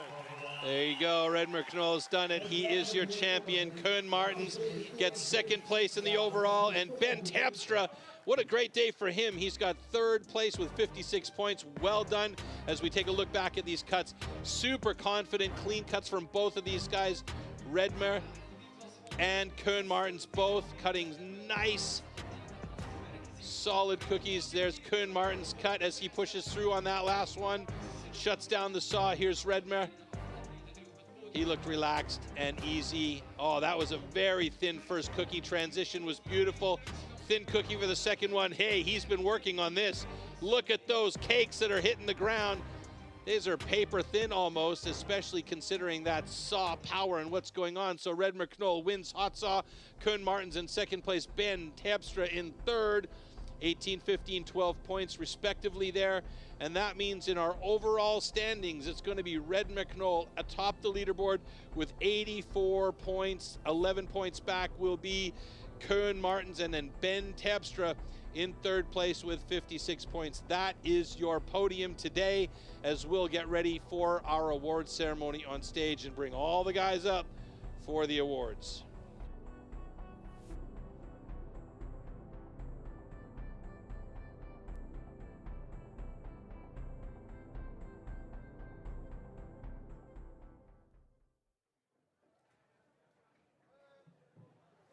So last preparations on the stage for our awards ceremony, as third and second places need to be switched. And we'll get all our guys lined up backstage to bring them up on stage. And we'll take a quick look at how this affects the European rankings now. So Red McNoll, well done for him, sitting second in the European ranking. So we'll definitely see him at the World Championships, as well as Koen Martin sitting fourth there. So they are both in good stead for the European rankings. We still do have a couple of competitions coming our way. Yeah, it's looking good for Redmer and Koen Martens here, as we'll see them at the World Championships. They're kind of perennial guys there anyway. So good job and congratulations to them. We'll see them competing in the near future.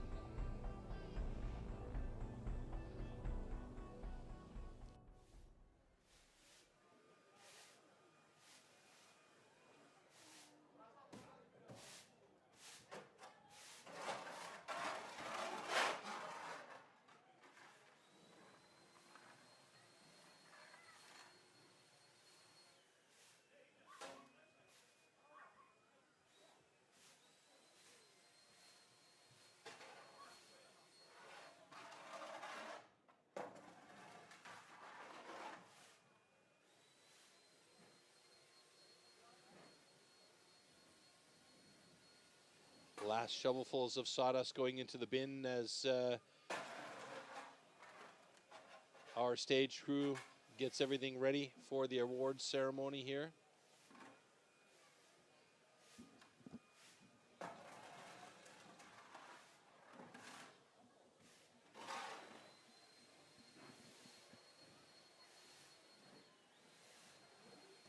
We should see John Boosmans and Atalia Gross on stage presenting the awards on behalf of STIHL Netherlands.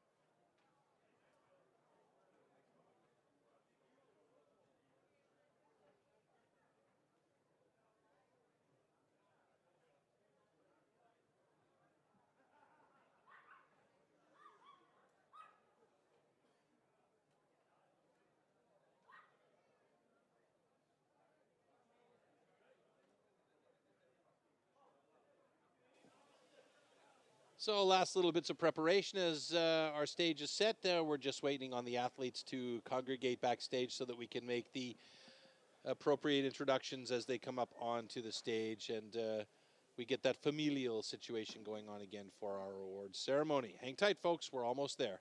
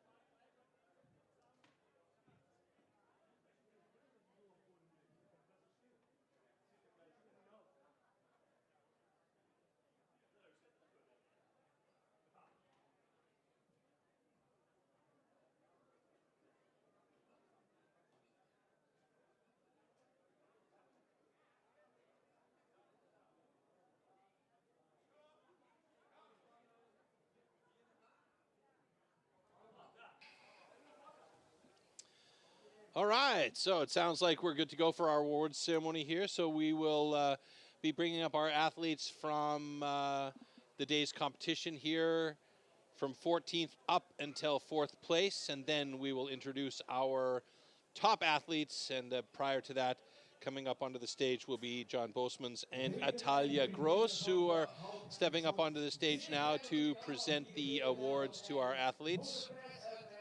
Van de BeNeLux Pro Championship 2025. Ik ben er klaar voor, ik zie dat onze officials er ook klaar voor zijn. Maar eerst en vooral een applaus voor de mensen die de prijzen gaan uitreiken vandaag. Het zijn Atalia en John van STIHL. En uiteraard ook Kees Mulle. Ja, het is eigenlijk een beetje de burgemeester van dit houthakkersfeest. En dat is van die grote balen. Dus een applaus voor onze officials. Also on stage, Kees Mulle, one of the officials from the festival here that we are participating at. So, without further ado, let's bring up our athletes. Arjan van Vliet, 14 today.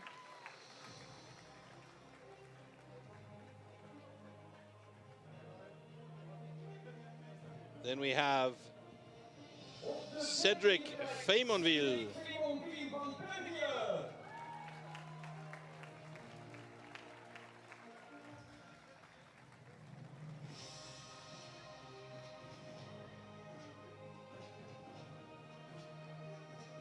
Next up, we have Florent van Reemdonk.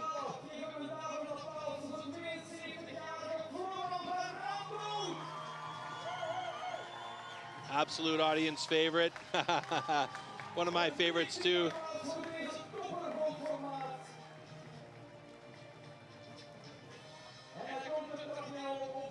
Next up, Martin Harms. As I said off the top of the show, as I repeat now, an absolute gentleman of the sport. Next up, the top 10, we have Edwin Doost.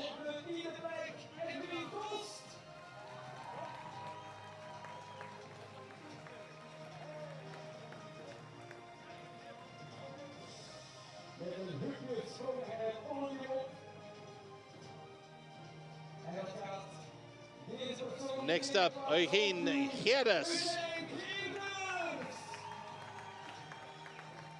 The Energy Bundle, who continues to perform well. And he brought that energy to the show. And number 8, this guy performed fantastic throughout the day. Guus Helen. Out of 5 events, he got personal bests in 4 of them. Then we have Robin Huvelaar, 7th place. 6th place, David Bergen. Might have been a hair higher had he scored a point in the hot saw. Unfortunately, there was a DQ there for him. And now our top 5, Arnaud Goedsmit.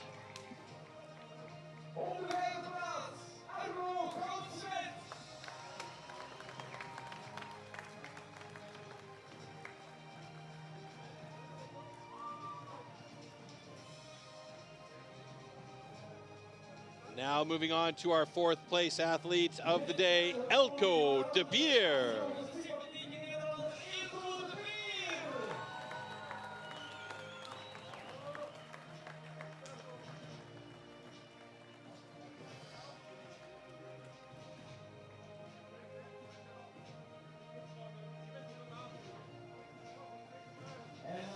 All right, ladies and gentlemen, now it is our top 3 in the bronze medal position. He performed well all day long. Ben Terpstra, he was solid, he was consistent, he had a great hot saw. And by virtue of that, he is our bronze medalist here today. 3rd place on the podium for the STIHL Timbersports BeNeLux Pro Championship 2025.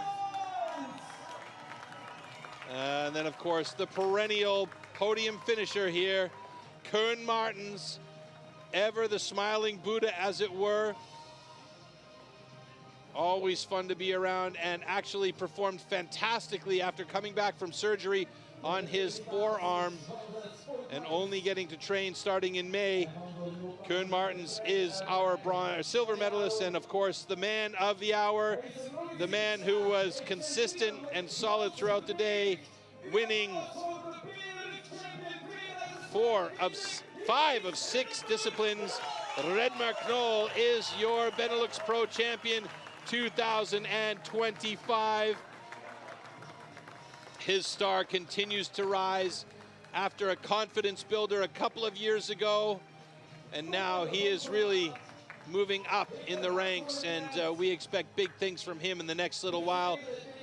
And we are going to hear the Dutch national anthem here when he steps up onto that top block. There it is, your top 3 for the STIHL Timbersports BeNeLux Pro Championship 2025.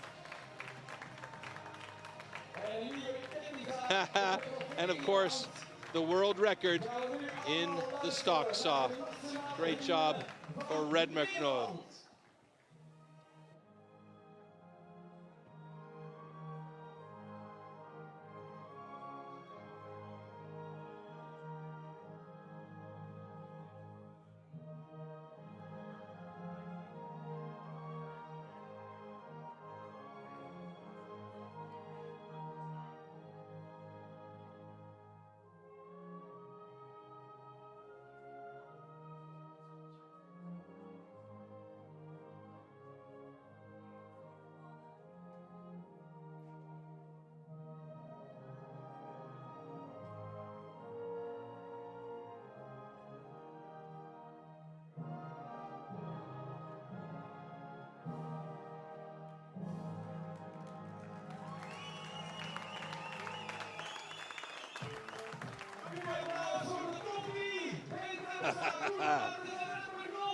All right, and now pop of the corks on the wine. Finally, we get to see the spray as everybody runs for cover, as Redmer Knoll, Koen Martens, and Ben Terpstra attempt to soak the crew.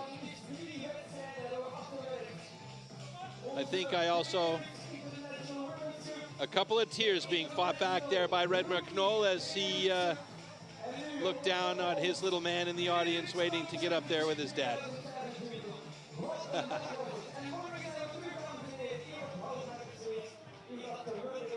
Yeah, fantastic. There it is.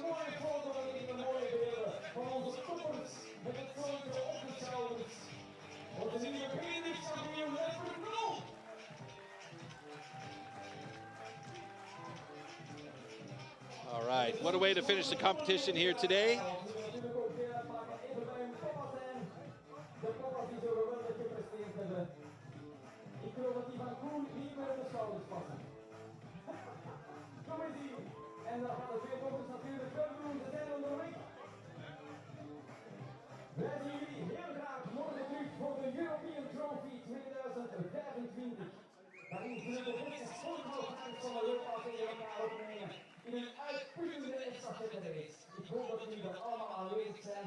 That is an iconic podium right there. Absolutely fantastic.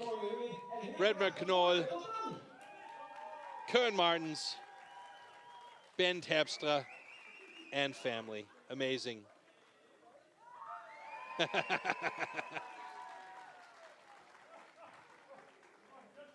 How can you tell who's been a family man longer than the others?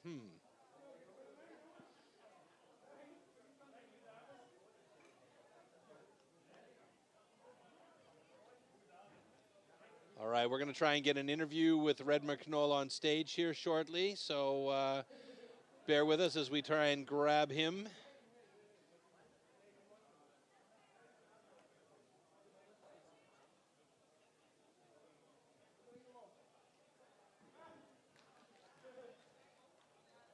Are we looking at a future champion there? Very possibly.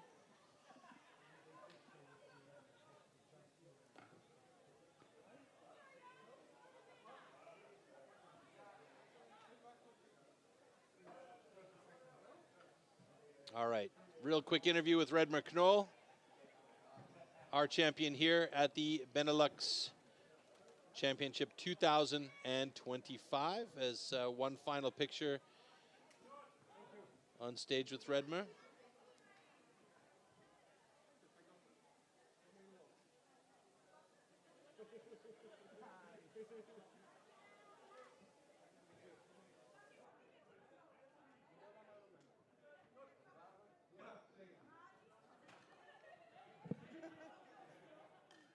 Ja, Redmer, opnieuw BeNeLux kampioen. Deze keer van 2025. Hoe voelt dat? Ja, heel goed eigenlijk. Ja. Ja, ik had erop gehoopt en het is me weer gelukt. Dus daar ben ik wel heel blij mee. Van welke disciplines ben je nu het meest tevreden? Wat je vandaag hebt laten zien? Underhand en hotsaw wel, ja. Ja, oké. Heb je nu in het bijzonder meer getraind voor dit kampioenschap dan vorige kampioenschappen? Of heb je een tandje bijgestoken, zoals ze zeggen? Nou, ik had eigenlijk meer getraind op Springboard, omdat Koen daar wel verdomd goed in is. Dus die wou ik eigenlijk van hem winnen, maar ja, dat valt niet mee. Koen is daar gewoon heel goed in. Dus, Ja, daar ben ik eigenlijk wel benieuwd naar. Zou je het Koen gegund hebben dat hij opnieuw de titel had verdiend? Of zeg je van nee, ik heb recht voor getraind en ik heb hem verdiend? Nou, we hebben er beide wel recht op, want ja, hij is ook gewoon heel goed. Kijk eens, en daar komt de zoon ook weer al bij staan. Ja. Ik denk dat hij super trots is op jou. Ja, volgens mij ook. Ja, okay. Hij wil graag ook even zingen, denk ik. Maar goed, wij zien jou morgen natuurlijk ook terug aan de start van de European Trophy. Ben je daar klaar voor? Want je hebt natuurlijk nu al een hele dag het beste van jezelf laten zien. Ik heb thuis gezegd dat ik beide wou winnen. Dus jongens, okay. Eentje is gelukt, dus ja, maar nog eentje. We verwachten wel iets en de lat ligt wel heel hoog nu, hè? Ja, klopt. Ik heb een keer eerder gewonnen, dus ja, dan wil je wel altijd nog een keer winnen. Oké, in ieder geval een dikke proficiat met wat je vandaag hebt laten zien. We zijn super blij dat jij weer de BeNeLux kampioen 2025 bent. En heel veel succes voor morgen. Dankjewel. Hallo. Okay, so ladies and gentlemen, there you go. Our last interview with Redmer Knoll. What a day it's been today. We had the women, then we had the rookies, and then we had the men. And the men's competition was just fantastic. Redmer Knoll, Knut Martens, and Ben Terpstra, 1, 2, 3 on that podium. We hope you enjoyed the day. And now we hope you enjoy highlights as we close it down. Please join us again tomorrow for the European Championship, the European Trophy. See ya.